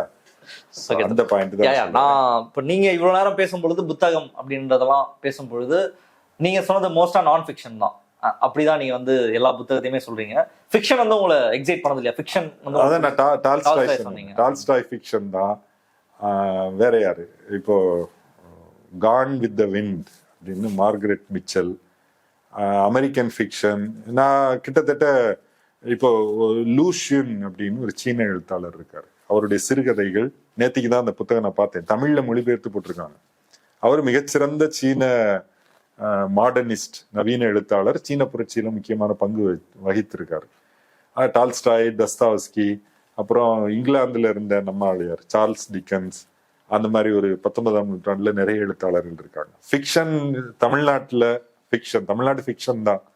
அது எங்க கல்கியில தொடங்கி அதுக்கு முன்னாடி இந்த கிளாசிக், இந்த பிரதாப முதலியார் சரித்திரம் அதெல்லாம் நான் படிச்சது இல்லை. கல்கி எல்லாம் படிச்சிருக்கிறேன். கல்கி, அப்புறம் நாங்க சுஜாதா, ராஜேஷ்குமார், பட்டுக்கோட்டை பிரபாகர், ஜெயமோகன், அப்புறம் இவரு எழுத்தாளர் இமயம், எஸ் ராமகிருஷ்ணன். இப்படி இப்ப புனைவு எழுத்து இன்னும் ரொம்ப பொலிட்டிக்கலா புனைவு அப்படின்னு சொல்லி பார்த்தீங்கன்னா பஞ்சும் பசியும், தோமுசி ரங்கநாதன் நினைக்கிறேன். அப்புறம் தரியுடன் ஒரு புத்தகம் இருக்கு. இப்படி புனைவு வந்து நிச்சயமா புனைவுல இருந்து தான் நம்ம வாசிப்பு தொடங்குறோம். அதனாலதான் கேக்குறேன். நான் இது வரைக்கும் நீங்க புனைவு பத்தி பெருசா பேசுனதே இல்ல. ஆமா, லாஸ்ட் டைம் பேசினப்ப நீங்க புனைவு பத்தி பேசல. சோ ஃபிக்ஷன் உங்களுக்கு ஏதாவது இல்ல? ஃபிக்ஷன்ல இருந்து தான், ஃபிக்ஷன் தான் முக்கியம். ஃபிக்ஷன்ல இருந்து தான் வாசிப்பு ஆர்வத்தை வந்து வளர்த்துக்க முடியும். நான் ஃபிக்ஷன் எதுக்கு படிப்போம் அப்படின்னா, ஃபிக்ஷன் நான் ஃபிக்ஷன் என்ன அப்படின்றது. ஆமா, ஃபிக்ஷன் அப்படின்னா கதை அப்படின்னு சொல்லலாம். புனைவு, கற்பனையில அவர் வந்து ஒரு கதையை வடிக்கிறார், முன் வைக்கிறார். நான் ஃபிக்ஷன் அப்படின்னா ஒரு டாக்குமெண்ட்ரி மாதிரி இருக்கிற விஷயங்களை, சப்ஜெக்டை வந்து பேசுறாங்க. நான் ஃபிக்ஷன் மட்டும் படிக்கிறேன் அப்படின்னு அல்லது அதிலிருந்து படிப்பை தொடங்கக்கூடியவங்க எப்படி இருப்பாங்கன்னா, பள்ளிக்கூடத்துல ஒரு குறிப்பிட்ட பாடம் அல்லது கல்லூரியில இந்த பாடம் எனக்கு பிடிச்சிருக்கு, அப்ப அந்த துறை சார்ந்த புத்தகத்தை படிக்கலாம். அல்லது குறிப்பிட்ட ஒரு பிரச்சனை, ஈழ பிரச்சனை தொடர்பா அந்த ஆய்வுகளை நான் படிக்கிறேன், தமிழ் தேசியம் தொடர்பான புத்தகங்களை படிக்கிறேன். அது வந்து உண்மையிலேயே ஒரு வாசிப்பு கிடையாது. வாசிப்பு இந்த சென்ஸ் உங்களை வந்து ஒரு பண்பாட்டு ரீதியாக ஆழப்படுத்தாது. அது வந்து உங்களுக்கு ஒரு துறை சார்ந்த அறிவை கொடுக்கும். இந்த ஃபிக்ஷன் தான் உங்களை ஆழப்படுத்தும். ஃபிக்ஷன்ல பல வகை இருக்கு. பல்ப் ஃபிக்ஷன்ல இருந்து டால்ஸ்டாய் வரைக்கும் இருக்கு. அப்போ உண்மையான ஒரு நல்ல ஃபிக்ஷன் என்பது உங்களை நல்ல பண்படுத்தும். பட் ஃபிக்ஷன்ல ஆரம்பிக்கக்கூடிய ஒருத்தர், ஃபிக்ஷன்ல நீங்க சொல்றதுதான் யூஸ்வலான ஜேர்னி. ஃபிக்ஷன்ல ஆரம்பிப்பாங்க, அப்புறம் அதெல்லாம் படிச்சுட்டே போவாங்க, அதுக்கப்புறம் கொஞ்சம் கொஞ்சமா நான் ஃபிக்ஷனுக்கு போவாங்க. பட் நான் ஃபிக்ஷனுக்கு போயிட்டா திரும்ப ஃபிக்ஷனுக்கு போறதுன்றது ரொம்ப ஒரு பெரிய சிக்கல்ல. நான் ஃபிக்ஷன் போய் அவங்க கொஞ்சம் இதெல்லாம் படிச்சுட்டு திரும்ப ஃபிக்ஷனுக்குள்ள போனாங்க அப்படின்னா இது எப்படி, லாஜிக்கே கிடையாது, என்ன எழுதி வச்சிருக்காங்க இது படிக்க முடியாதுன்ற மாதிரி எனக்கு அது பர்சனலாவே ஏற்பட்டிருக்கு. லாஜிக் இது. நான் ஒரு தோழர் வந்து ரொம்ப மூத்த தோழர், அவர் ரொம்ப ஆக்டிவா இருக்கக்கூடிய சுற்றுச்சூழல் பிரச்சனை எல்லாம், அவர்கிட்ட ஒரு 4-5 புத்தகம் வாங்கினாரு. எப்படி தோழர் படிக்கிறதுக்கு எப்படி நேரம் ஒதுக்கிக்கிறீங்க? போராட்டமா தான் இருக்குதான் தோழர், ஆனா எப்படியும் வாரத்துக்கு ஒரு 2-3 மணி நேரம் புத்தகங்களை படிச்சிடுறேன். ஆனா இலக்கியம் தான் படிக்கிறது இல்ல, முன்னெல்லாம் நிறைய படிப்பேன், இப்ப வந்து அதுக்குள்ள மனசு போக மாட்டேங்குது அப்படின்னு அவர் சொல்லிட்டு, ஆனா அப்படி இருக்கக்கூடாது, ஃபிக்ஷன் படிக்கணும், இலக்கியம் படிச்சாதான் நம்முடைய, அவர் இதே வார்த்தை, அவர் சொன்ன வார்த்தையை தான் நான் பயன்படுத்தி இருக்கிறேன், நம்மை வந்து அதை பண்படுத்தும், ஆழப்படுத்தும். ஸோ ஃபிக்ஷன்ல இருந்து நான் ஃபிக்ஷன் வந்தவங்களுக்கு அப்படி ஒரு தடை இருக்கதான் செய்யுது. ஆனா அந்த குற்ற உணர்ச்சியோ அல்லது உறுத்தல் இருந்துட்டே இருக்கும். நம்ம ஏன் வந்து இலக்கியத்தை படிக்காம இருக்கிறோம்? படிக்கணும் கண்டிப்பா. இப்போ வேள்பாரி வந்துச்சு, அப்போ நான் ஃபிக்ஷனுக்கு போனவங்க எல்லாரும் வேள்பாரியை படிச்சுட்டோம்ல. டால்ஸ்டாய் புத்தகமோ அல்லது தாய் நாவல்ஸ் பல தோழர்கள் படிப்பாங்க. நிறைய கதைகள், படிக்கக்கூடிய கதைகள் காலத்தால் என்ன சொல்லுவீங்க, இரவா வரம் பெற்ற காலத்தால் அழியாத படைப்புகள் உலக இலக்கியத்துல இருந்துட்டே இருக்கு. அதெல்லாம் நம்முடைய டேஸ்டுக்கு ஏற்றபடி படிச்சுக்கலாம். சில பேர் தஸ்தாவஸ்கி அவ்வளவு படிப்பாங்க. அதெல்லாம் அந்த புத்தகங்கள்லாம் இன்னைக்கு வந்து நிறைய புத்தகங்கள் தமிழ்ல வருது. எனவே ஃபிக்ஷன் ரீடிங் வந்து மஸ்ட். ஏன்னா உங்களுக்கு ஸ்ட்ரெஸ் கிடையாது, அதுல மூளையை வந்து ரொம்ப போட்டு புளிய வேணாம். அதே நேரம் உங்கள்கிட்ட அது உள்ள போயிட்டே இருக்கும். ஒரு சினிமா பார்க்கும்போது நீங்க அப்படியே பேசிவா தானே பார்க்குறீங்க. ஃபிக்ஷன் வந்து அதுக்கு அடுத்த ஸ்டேஜ். நீ படிக்கலாம், சுவாரஸ்யமா ஓடிட்டே இருக்கும். அந்த ஃபிக்ஷன்லேயே மாஸ்டர் இருக்காங்க. உதாரணமா ஆர்தர் ஹீலி அப்படின்னு ஒரு அலெக்ஸ் ஹீலி வந்து 7 தலைமுறை ரூட்ஸ் எழுதினவர். ஆர்தர் ஹீலி வந்து துறை சார்ந்த ஃபிக்ஷன் எழுதுவார். முன்னே நம்ம பேசியிருக்கோம். ஏர்போர்ட் அப்படின்னு ஒரு புக்கு. அது வந்து ஒரு விமான நிலையம் எப்படி இயங்குது அதை நல்லா ஆய்வு பண்ணி அதுல சில கேரக்டர்லாம் வச்சு அதோடைய பேக்டிராப் வந்து விமான நிலையம். அது போல வீல்ஸ் என்ற புத்தகம் வந்து என்ன ஆட்டோமொபைல் துறை. இப்படி வந்து ஒவ்வொரு 10-12 புத்தகம் எழுதியிருப்பார் வெவ்வேறு துறைகள்ல. இப்போ அது ஃபிக்ஷனுக்கும், அது ஃபிக்ஷன் ஆனா நான் ஃபிக்ஷனும் சேர்ந்து இருக்கும். டால்ஸ்டாய், நான் திருப்பி டால்ஸ்டாய் பத்தி சொல்லி மாளாது. நானும் ஏன் வந்து டால்ஸ்டாய் அவ்வளவு பிடிக்குது அப்படின்னு யோசிச்சேன். பொதுவாக ஒண்ணு வந்து கொஞ்சம் டிஸ்கஷன்லாம் பண்ணேன் செயற்கை நுண்ணறிவோடு. அது என்ன சொல்லுது, ஒரு கேமரா அவங்களை ஃபாலோ பண்ணிச்சுன்னு வைங்க. தேவா வந்து காலையில எழுந்தாரு, ரெடி ஆகி பைக்ல அப்படியே அலுவலகத்துக்கு வந்தாரு அப்படின்னு சொல்லிட்டே போனா அது ஒரு வகையான கதை சொல்லல். அது வந்து வாசகரை ஓகே நடந்த விஷயத்த சொல்லியிருக்கு. இன்னொன்னு என்ன நடக்கும்னா, தேவா காலையில் எழும்போதே மனசுக்குள்ள வந்து ஒரு உற்சாகமா இருந்தாரு, ஆனாலும் இன்னைக்கு என்ன இதுன்னு அவருக்கு உள்ள என்ன ஓடுது அப்படின்னு அவராக மாறி அந்த கதையை சொல்லுது. இன்னும் அப்படின்னா, தேவா பற்றி கதை சொல்லிட்டே வரும்போது வழியில வரும்போது பைக்ல வந்துட்டே இருக்கும்போது ஒருத்தர் குறுக்க வந்துட்டாரு. அப்ப தேவா என்னடா காலங்காத்தால வந்து ஒழுங்கா வரமாட்டியா அப்படின்னு திட்டினாரு, அவர் எரிச்சல் ஆயிட்டாரு அப்படின்னு சொல்றதோடு நிக்க மாட்டாரு டால்ஸ்டாய். இந்த எதிரில வந்தவர் அவரை பத்தி ஒரு 4-5 ஹிண்ட் கொடுப்பாரு. அப்ப எதிரில வந்தவர் என்ன நினைச்சிட்டு வந்தாருன்னு நமக்கு புரிஞ்சிடும். அதுக்காக அவர் மைண்டுக்குள்ள போய் அனாலிசிஸ் எல்லாம் பண்ண மாட்டார். அவர் வரக்கூடிய ஒரு மாதிரி பதட்டமா வந்தாரு, இல்லைன்னா அவருக்கு வந்து ஆப்சன்ட் மைண்டடா வந்தாரு, இப்படின்னு ஒரு 4-5 ஹிண்ட்ல வந்து சில சீன்லாம் சில பக்கங்கள்ல ஒரு 20-30 பேர் இருக்காங்க. 20-30 பேரும் வந்து லைவ் கேரக்டரா முன்னாடி இருப்பாரு. டீடைலிங்னா அவங்களுடைய இன்னர் வேர்ல்டு எப்படி வேலை செய்யுது. அவர் வந்து அவருடைய அந்த கதையே வந்து இந்த போரும் வாழ்வும் கதை வந்து ஒரு பார்ட்டியில தான் தொடங்கும். இந்த பார்ட்டியில ஒரு 30-40 எண்ணி பார்க்கணும், 20-30 கேரக்டர் உள்ள வந்துடும். ஒவ்வொரு கேரக்டருமே வந்து நமக்கு நெருக்கமாயிடுவாங்க. அப்படி ஒரு வித்தை வந்து அவர் கையில இருக்கு. இதை வந்து நீங்க நான் ஃபிக்ஷன்ல எங்க பாப்பீங்க? நான் ஃபிக்ஷன் வந்து உங்களுக்கு தகவலை சொல்லிட்டே போகும் அல்லது ஒரு நரேஷனை கொடுக்கும், அதுக்கு மேல அது தராது. உங்களை மனிதராக பண்படுத்துவது ஒரு கிரேட் ஃபிக்ஷன் தான். அதுல கிரேட் ஃபிக்ஷன் அது ஒரு குவாலிட்டி இருக்கு. ஏன்னா ஃபிக்ஷன்ங்கிற பேர்ல நிறைய பேர் எழுதி தள்ளுவாங்க. மேனிப்புலேஷன் நான் முன்னே சொல்லியிருக்கிறேன். சில எழுத்தாளர்கள் வந்து இந்த இடத்துல வாசகரை இப்படி ஃபீல் பண்ண வைக்கணும் அப்படின்னு சொல்றது வந்து மேனிப்புலேஷன். நீங்க வந்து இந்த இடத்தில் இந்தந்த கேரக்டர் அப்படி இருந்துச்சுன்னா என்ன நடக்கும் அதை வந்து நீங்க பேசிட்டே போனீங்கன்னா வாசகர் எப்படி வேணாலும், ஒவ்வொரு வாசகரும் அவங்கவுங்க இதுக்கு ஏற்றபடி அதை புரிஞ்சுப்பாங்க. எப்படி சொல்லலாம்னா, சினிமால சில இடத்துல வைக்கணும், இந்த இடத்துல அப்படியே கொடூரமா அப்படி அடிக்கணும்டா அப்படின்னு ஒரு சீன் வச்சான்னு அந்த சீன் வந்து நம்மளை பாதிக்கும். ஆனா அது வந்து நேர்மை இல்லாது. அந்த ஃபிக்ஷன்லயே அப்படிதான். ஒரு நேர்மையான ஃபிக்ஷன் அதை நீங்க சூஸ் பண்ணிக்கணும். எந்த ரைட்டரை நம்ம வந்து எடுத்துக்கணும். தமிழ்லயும் நிறைய நேர்மையான எழுத்துக்கள் நிறைய. இப்போ இந்த எஸ்ராவோட புதிய வெளிச்சம்னு ஒரு புத்தகம் இருக்கு, அதை நான் படிச்சிருக்கேன். அதாவது நிறைய கட்டுரைகள்லாம் இருக்கும். இதை வந்து நான் ஃபிக்ஷன் தானே, நம்ம அது ஒரு எக்ஸ்பீரியன்ஸ்ல இருந்து அவரு எழுதியிருப்பாரு. அதை எப்படி பார்க்கணும்? நான் ஃபிக்ஷன் பார்க்கணுமா இல்ல அவருடைய அனுபவங்களை வந்து பதிவு பண்ணிருப்பாரு? ஆமா, அது ஏதோ ஒரு வாடகை வீட்டுல இருப்பாரு. அந்த ஆட்டோ கதை கிடையாது, ஆட்டோ ஃபிக்ஷன் ஆட்டோ ஃபிக்ஷனா? அதாவது தன்னுடைய வாழ்க்கையை கொஞ்சம் ஒரு சிம்பிளா சொல்லணும்னா, வாடகை வீட்டுல இருக்கிற ஒருத்தருக்கு ஒரு வாடகை வீடு அப்படின்றது எப்படி ஃபீல் ஆகும்? லைஃப் லாங் அந்த வாடகை வீட்டுல இருந்திருப்பாரு. அப்புறம் ஒரு பாயிண்ட்ல அவர் போயிடுவாரு அந்த வீட்டுல இருந்து. திரும்ப அந்த சைடு வரும்போது அந்த வீடு என்னவா மாறி இருக்கும், இதை எழுதியிருப்பாரு. இதெல்லாம் அது அந்த புதிய வெளிச்சம் தான் அந்த புக்கு. ரொம்ப சூப்பரா இருக்கும். அது எல்லா கட்டுரையுமே இந்த ஃபீல். ஏன்னா நமக்கு அந்த எமோஷனோட நம்மளால கனெக்ட். ஆமா ஆமா ஆமா ஆமா. ரொம்ப நாள் வாழ்ந்துட்டு நம்ம திரும்ப போயிடுவோம். திரும்ப வரும்போது தெருவே மாறி இருக்கும், வீடு வேறையா மாறி இருக்கும். அது ரொம்ப சிறப்பா எழுதியிருப்பாரு. இன்னொரு கேள்வி என்ன அப்படின்னா, இப்போ ஃபிக்ஷன்ல இருந்து நான் ஃபிக்ஷன் தான் ஜேர்னி அப்படின்றத நான் சொன்னேன். நிறைய பேர் அப்படி மாறுவாங்க, அப்புறம் நான் ஃபிக்ஷன்ல போய் நின்றுவாங்க, திரும்ப ஃபிக்ஷனுக்குள்ள வரமாட்டாங்க. நிறைய பொலிட்டிக்கல் லீடர்ஸ், இன்டலெக்சுவல்ஸ் எல்லாருமே இந்த இந்த ரூட் தான் போவாங்க. இன்னும் சிலர் இருக்காங்க ஃபிக்ஷன்ல ஆரம்பிச்சு ஃபிக்ஷன்லேயே முடிஞ்சிருவாங்க. அவங்களால வந்து நான் ஃபிக்ஷனுக்குலாம் போக மாட்டாங்க, ஃபிக்ஷன் தான் கடைசி வரைக்கும். அவங்கள பத்தி உங்களுடைய மதிப்பீடு இல்லது இல்லை? எனக்கு வந்து எப்படி சொன்னாங்கன்னா, நம்ம அண்ணன் சிலர் சொன்னாங்க, நீ ஒரு புக்கு படிக்கிற அப்படின்னா புக்கு எதுக்கு நீ படிக்கிற அப்படின்னு ஒன்று அவங்க கேட்பாங்க. புக்கை படிச்சு நீ படுத்துவோ போறியா? சிலர் வந்து சொல்லுவாங்க, என்னை தனியாக விட்டுருங்க, என்னை ஒரு காட்டில் விட்டுருங்க, ஒரு லைப்ரரியை கொடுத்துருங்க, நான் படுக்க அங்கே இருந்து புக்கு படிச்சுட்டு நான் லைஃப்பை முடிச்சுக்கிறேன். அதனால யாருக்குடா யூஸ்? நீ ஒரு புக்கை படிக்கிறனா அதுலேருந்து நீ ஏதோ திரும்ப நீ இந்த சொசைட்டிக்கு ஒன்று பண்ணணும். நீ புக்கை படிச்சு படுத்துங்கிறதுக்கு நீ புக்கை படிச்சா என்ன படிக்கலாம், எங்களுக்கு என்ன வந்தது? அதை ரொமான்டிசைஸ் பண்ணுறதுக்கு ஒன்றும் இல்லை. நீ ஒரு புக்கை படிக்கிற, ஏதோ ஒன்று பண்ணுறன்னா நீ அதுலேருந்து என்ன வாங்கிக்கிற, திரும்ப நீ என்ன கொடுக்குற அப்படின்றது முக்கியமானது அப்படின்றத சொல்லியிருக்காங்க.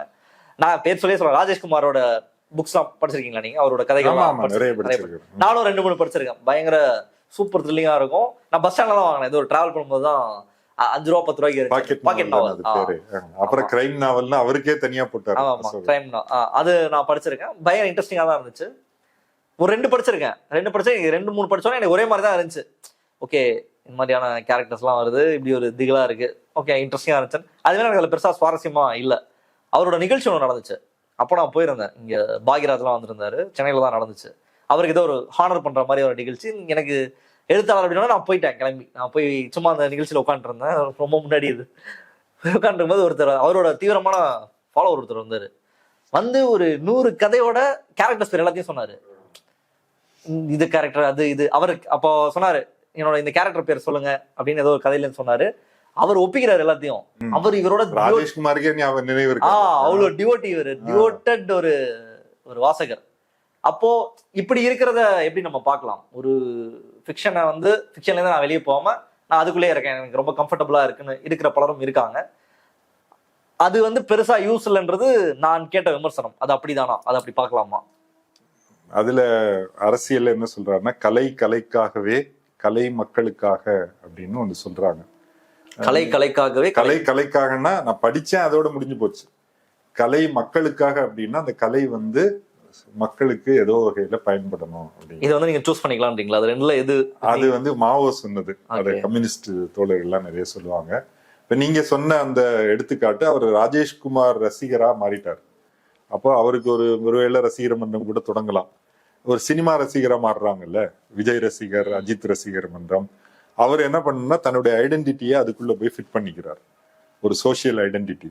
இப்ப அவருக்கு வந்து இன்ஸ்பயர் ஆகல. இப்ப நீங்க கீழத்தஞ்சை, அங்கு நடந்த பண்ணை அடிமைத்தனத்துக்கு எதிரான போராட்டம், அப்ப எவ்வளவு மக்கள் போராடி இந்த இடத்துக்கு வந்திருக்கிறாங்க. அல்லது இப்ப பராசக்தி திரைப்படம் வந்துச்சு, இந்தி திணிப்புக்கு எதிரான போராட்டம், உயிர் தியாகம். இதை படிக்கும்போது இன்ஸ்பயர் ஆகும். அப்ப இன்ஸ்பயர் ஆனீங்கன்னா நீங்க என்ன பண்ணுவீங்க? அது தொடர்பான நான் ஃபிக்ஷனை வந்து படிப்பீங்க. இன்னொன்னு, அது ஈழப் போராட்டம், பாலஸ்தீனிய போராட்டம், இப்படி பல இடங்கள் இருக்கு. இப்ப அமெரிக்கால ட்ரம்ப் என்ன பண்றாரு, இதையெல்லாம் பார்க்கும்போது உங்களுக்கு வந்து இதை பற்றி தெரிஞ்சுக்கணும் என்று இன்ஸ்பிரேஷன் வந்துச்சுன்னா நீங்க அதை உங்களுடைய வாசிப்பு வந்து விரிவடையும். இல்ல நீங்க அதுக்குள்ள குறுக்கிக்கிறீங்க. நான் வந்து ஒரு ரசிகர் வட்டம், அதுக்குள்ள நின்னுடுறோம். நகர்ந்து வளரணும் இல்லையா, வளர்ச்சி இருக்கணும். அப்போ கன்சியூம் பண்றது அப்படின்னு சொன்னீங்க. புத்தகம் எல்லாருமே சாப்பிடுறோம், சாப்பிட்டுட்டு ஒவ்வொருத்தரும் வேற வேற மாதிரி தானே செயல்படுறோம். நேத்திக்கு ஒருத்தர் பெரியார் பத்தி ஒரு போஸ்ட் போட்டிருந்தார். படிக்கும்போது எனக்கு கண்ணீரை அடக்க முடியவில்லை அப்படின்னு. பெரியார் கடைசி காலத்துல எப்படி வேலை செஞ்சாரு, உடம்பு முடியாது, கிட்னி ஃபெயிலியர் ஆயிடுச்சு, கையில அதாவது அந்த மூத்திர அந்த போட்டோ போட்டிருக்கு மேடையில. துணி சட்டை வந்து துவைக்கல, அழுக்கு சட்டை. பார்க்கக்கூடியவங்க என்ன நினைப்பாங்க? மூத்திர ஸ்மெல் அடிக்கும். நான் வந்து சாகுற வரைக்கும் இதை பேசிக்கொண்டே இருக்கணும்னு அவர் ஓடுறாரு. அவருக்கு வந்து எனக்கு தான் உடம்பு சரியில்லையே, இத்தனை வருஷம் வேலை செஞ்சுட்டேனே, நான் இருக்கிறேன் அப்படின்னு இருக்க முடியல. இது பெரியார். அது இன்னும் அவர் சொன்னதா இன்னொரு இடத்துல சொல்லுவாங்க, எதுக்கு நீங்க இந்த வயசுல இவ்வளவு கஷ்டப்படுறீங்க, இல்லப்பா தினமும் 2 இட்லி சாப்பிடுறேன்ல, அதுக்கு நான் பதிலா ஏதோ ஒண்ணு பண்ணணும்ல, அது அவருடைய உணர்வு. இன்னொருத்தர் என்ன இருக்கலாம், ஆமா நான் தான் இத்தனை வருஷம் வேலை செஞ்சேன், குடும்பத்தை சப்போர்ட் பண்ணேன், ரிட்டையர்ட் ஆயிட்டேன், இனிமேல் வாழ்க்கையை வந்து அப்படியே காலையில பார்க்ல வாக்கிங் போனேனா, அப்புறம் வந்து டாக்டர்கிட்ட மாசத்துக்கு ஒரு தடவை செக்அப் போனேனா, வீட்டுல உட்காந்து டிவி பார்த்தேனா, சாப்பிட்டேனா அப்படின்னு ஒருத்தர் போய் சேர்ந்துடலாம். 2 பேருக்கும் வேறுபாடு இருக்குல்ல, 2 பேருமே கன்சியூம் பண்றாங்க. அப்ப இந்த வேறுபாடு தான் அதை தீர்மானிக்குது. நீங்க ராஜேஷ்குமார் ரசிகராகவே நிக்க போறீங்களா, அல்லது இன்னும் பறந்து உங்களுடைய பார்வையை வந்து விசாலமாக்கிக்கிறீங்களா? மனித கூட்டம் உலகம் முழுக்க இருக்குல்ல, அவங்க எல்லோரையும் நம்ம தெரிஞ்சுக்கணும்ல. முடிஞ்ச வரைக்கும் பயணம் பத்தி நிறைய பேர் எழுதுவாங்க. ஐரோப்பியர்களுக்கு பயணம் என்பது ஒரு முக்கியமான நிகழ்வு. புதிய இடங்களுக்கு போகணும், புதிய மக்களை பார்க்கணும். அதே போலதானே வாசிப்பு. பயணம் பண்ண முடியாதவங்க வாசிச்சாலே பாதி அனுபவத்தை பெறலாம். ஆனா அது பயணம் போனோம்னா நம்முடைய கற்பனையும் விரிவடையும்ல. நான் வந்து ஒரு தடவை ரஷ்யாவை பார்த்துட்டு வந்தேன்னா டால்ஸ்டாயை படிக்கும் போது எனக்கு இன்னும் வேற ஒரு மாதிரியான புரிதல் கிடைக்கும். அந்த மாதிரி எண்ட் ஆஃப் தி டே ஒரு புத்தகம் படிக்கிறது கண்டிப்பாக நம்மளை என்ரிச் பண்ணும், இன்னும் பெட்டர் ஆக்கும் அப்படின்றது. ஆமா, நம்மளே உண்மையிலேயே மனிதர்களாக பரிணாம வளர்ச்சி, மனித வளர்ச்சி நடந்துகிட்டே இருக்கு இல்லையா, தேங்கி போயிடல. முதல்ல என்ன, குகைக்குள்ள இருக்கும் போதும் வந்து எழுதி வைக்கிறான், எவனாவது ஒருத்தன் படிச்சு தொலைக்கிட்டோம். கரெக்ட், அதெல்லாம் இன்னைக்கு எடுக்கிறாங்கல்ல. இந்த இது வந்து மனித உந்துதல் தான், கம்யூனிகேஷன். அதனுடைய ஒரு மிகப்பெரிய பகுதி தான் புத்தகம். இப்போ இறுதியா ஒரு கேள்வி, உங்களுடைய ஃபேவரட் புத்தகங்கள் அப்படின்னு ஒரு 3 நீங்க சொல்லுங்க. அதுக்கப்புறம் இது வரைக்கும் புத்தக கண்காட்சிக்கு வராம கூட பலர் வந்து இந்த வீடியோ கூட பார்த்துட்டு இருக்கலாம், அவர்கள் ஏன் புத்தக கண்காட்சிக்கு வர வேண்டும் அப்படின்றதை சொல்லி நிறைவு செய்யலாம். என்னுடைய ஃபேவரட் புத்தகம் நான் ஏற்கனவே சொன்ன நான் ஃபிக்ஷன், அதாவது மூலதனம் நூலோ அம்பேத்கருடைய எழுத்துக்களோ, அதை விட்டுடும், அது ஃபேவரட் தான். ஃபிக்ஷன் அப்படின்னு வந்தோம்னா டால்ஸ்டாயுடைய போரும் வாழ்வும், டால்ஸ்டாயுடைய அண்ணா கரனினா, அப்புறம் மார்கரெட் மிச்சல் எழுதிய கான் வித் த விண்ட், அது அமெரிக்க அடிமை முறை உள்நாட்டு போரை மையமா வச்சு எழுதப்பட்டது. ஆனா அங்கிள் டாம்ஸ் கேபின் தான் ரொம்ப பாப்புலரா சொல்லுவாங்க. அங்கிள் டாம்ஸ் கேபின் இருக்கு. எனக்கு இந்த புத்தகம் பெரிய ஃபிக்ஷன், பெரிய canvas. Gone with the wind. அப்புறம் the tale of two cities, Charles Dickens எழுதியது. இப்போதைக்கு நினைவுக்கு வர்றது அதுதான். இப்ப தமிழ்ல பாத்தீங்கன்னா எனக்கு இந்த தீண்டா வசந்தம், எரியும் பனிக்காடு, மொழிபெயர்ப்பு தான், ரெண்டுமே மொழிபெயர்ப்புகள் தான். முருகவேல் அப்படியே தமிழ்லயே எழுதின மாதிரி இருக்கும், ரொம்ப அருமையான புத்தகம், படிச்சிருக்கேன். இதெல்லாம் என்னுடைய ஃபேவரட் புத்தகம். புத்தக கண்காட்சிக்கு ஏன் வரணும் அப்படின்னா, நம்ம ஏற்கனவே பேசியதுதான், இது ஒரு அறிவு திருவிழா. அறிவு திருவிழா என்பதுதான் மனிதனுடைய நாகரிக வளர்ச்சியிலிருந்தே, வெளியூர்ல இருந்து ஒருத்தர் வந்துட்டாரு அப்படின்னா அவர் சுத்தி 10 பேர் 100 பேர் உட்கார்ந்துருவாங்க. எங்கெல்லாம் போனீங்க, என்னெல்லாம் பாத்தீங்க, புதுசா ஏதாவது வந்திருக்குதா, அவர் பாட்டா சொல்லலாம் அல்லது கதையா சொல்லலாம், இது எல்லா நாகரிகங்கள்லயும் இருந்திருக்கு. இன்னைக்கு அந்த ஒன்று கூடல் என்பது சென்னையில வந்து சென்னை புத்தக திருவிழா நடக்குது. அது புத்தக திருவிழான்னு பல இடங்கள்ல போடுறாங்க.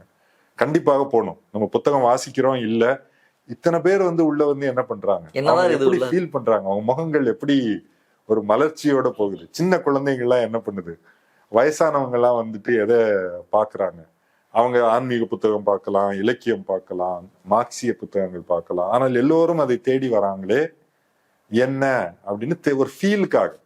புத்தகம் வாங்குறது கூட ரெண்டாவது. இப்படி ஒரு பெரிய ஈவெண்ட் நடக்குது, அதை போய் டச் பண்ணிட்டு வரணும்ல, அதுக்காக ஒரு தடவை. இன்னைக்கு வந்து போன வருஷம் எல்லாம் 10 ரூபாய் நுழைவு கட்டணம், இந்த ஆண்டு வந்து நுழைவு கட்டணம். ஆமா, நீங்க போனீங்கன்னா ஒரு சீட்டு கொடுப்பாங்க, அது ஒரு எண்ணிக்கைக்காக, அதை வாங்கிட்டு நீங்க உள்ள போய் சுத்தலாம். பார்க்கிங்க்கு கட்டணம் இருக்குன்னு நினைக்கிறேன். 2 வீலருக்கு பார்க்கிங்க்கு காசு கொடுக்கணும், கார்ல போனாலும் பார்க்கிங் காசு கொடுக்கணும்.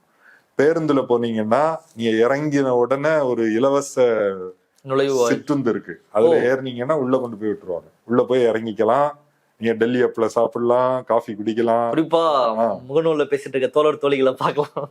தோழர் தோழிகளை பார்க்கலாம். ஒருத்தர் போட்டிருந்தாரு, பல வகையான மக்களை அங்க பார்க்கலாம். சொன்ன இட்ஸ் ஒரு சேஃப் ஜோன், யாரும் த்ரெட்டன்டா ஃபீல் பண்ண மாட்டாங்க. கிட்டத்தட்ட நீங்க வெல்கமிங்கா இருக்கிற பீப்புள் ஃபீல் சேஃப். சேஃப் போன நமக்கு சேஃப் அப்படிங்கிறது இல்ல, மற்றவங்க சேஃபா ஃபீல் பண்ணும்போது இட்ஸ் எ பெட்டர் பிளேஸ். பொதுவா பெண்கள் வந்து கொஞ்சம் இன்செக்யூராகவே இருப்பாங்க கூட்டமான இடங்களுக்கு போகணும்னா. புத்தக கண்காட்சியில் இயல்பாக இருக்கிறாங்க. இப்போ இதெல்லாம் பார்க்கணுன்னா, இதெல்லாம் ஃபீல் பண்ணுறதுக்கு கண்டிப்பாக வரணும். இந்த வருஷம் என்ன விஷயம்னா மழை பெய்யல. போன தடவை மழை பெஞ்சாலும் ஏற்பாடுலாம் பண்ணிட்டாங்க. கிளைமேட் ஜிலுன்னு அருமையா இருக்கு. அதனால புழுக்கமா இருக்கு, உள்ள போனோடனே டயர்ட் ஆகுது அப்படின்னு இல்லை, ரொம்ப நல்லா இருக்கு. இந்த பொங்கல் விடுமுறை 3 நாட்கள்ல நிறைய பேர் வருவாங்க. அந்த அட்மாஸ்பியரை நீங்க ஃபீல் பண்ணணும். அதுல இருந்து ஒரு 100 ரூபாய் ஏதோ ஒரு புத்தகத்தை எடுத்து நம்ம வாசிக்க தொடங்குவோம். கடைசியா இன்னொன்னு என்ன சொல்லணும்னா, தமிழ் வாசிப்புக்கு மேல ஆங்கில வாசிப்பு ரொம்ப ரொம்ப முக்கியம். நம்ம நிறைய பேர் ஆங்கிலம் தெரியும், ஆனா ஆங்கில வாசிப்புக்குள்ள போகல. ஏன் போகணும்? தமிழில் நிறைய மொழிபெயர்ப்பு, நிறைய புதிய புத்தகங்கள் நேரடியா எழுதப்பட்டாலும் இன்னைக்கும் உலக அறிவு செல்வம் ஆங்கிலத்துலதான் இருக்கு. எனவே ஆங்கில வாசிப்பை தொடங்குவதற்கும் திட்டமிட்டுக்கலாம். ஏதாவது ஒரு சின்ன புக்கு நமக்கு பிடிச்ச கான் வித் த விண்ட் படிங்க, ரொம்ப ரொம்ப அருமையான ஒர்க்கு தான். அல்லது டால்ஸ்டாய் படிங்க.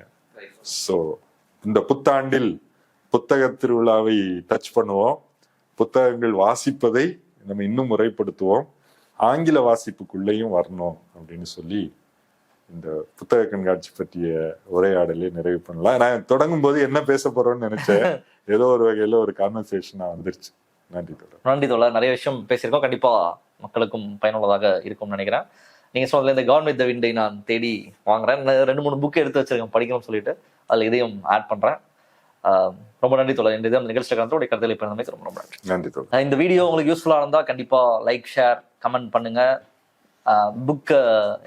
புத்தக கண்காட்சி நடந்துட்டு இருக்கு, கண்டிப்பாக போங்க. தோழரும் அங்க இருப்பாரு, போய் அவரை சந்திங்க.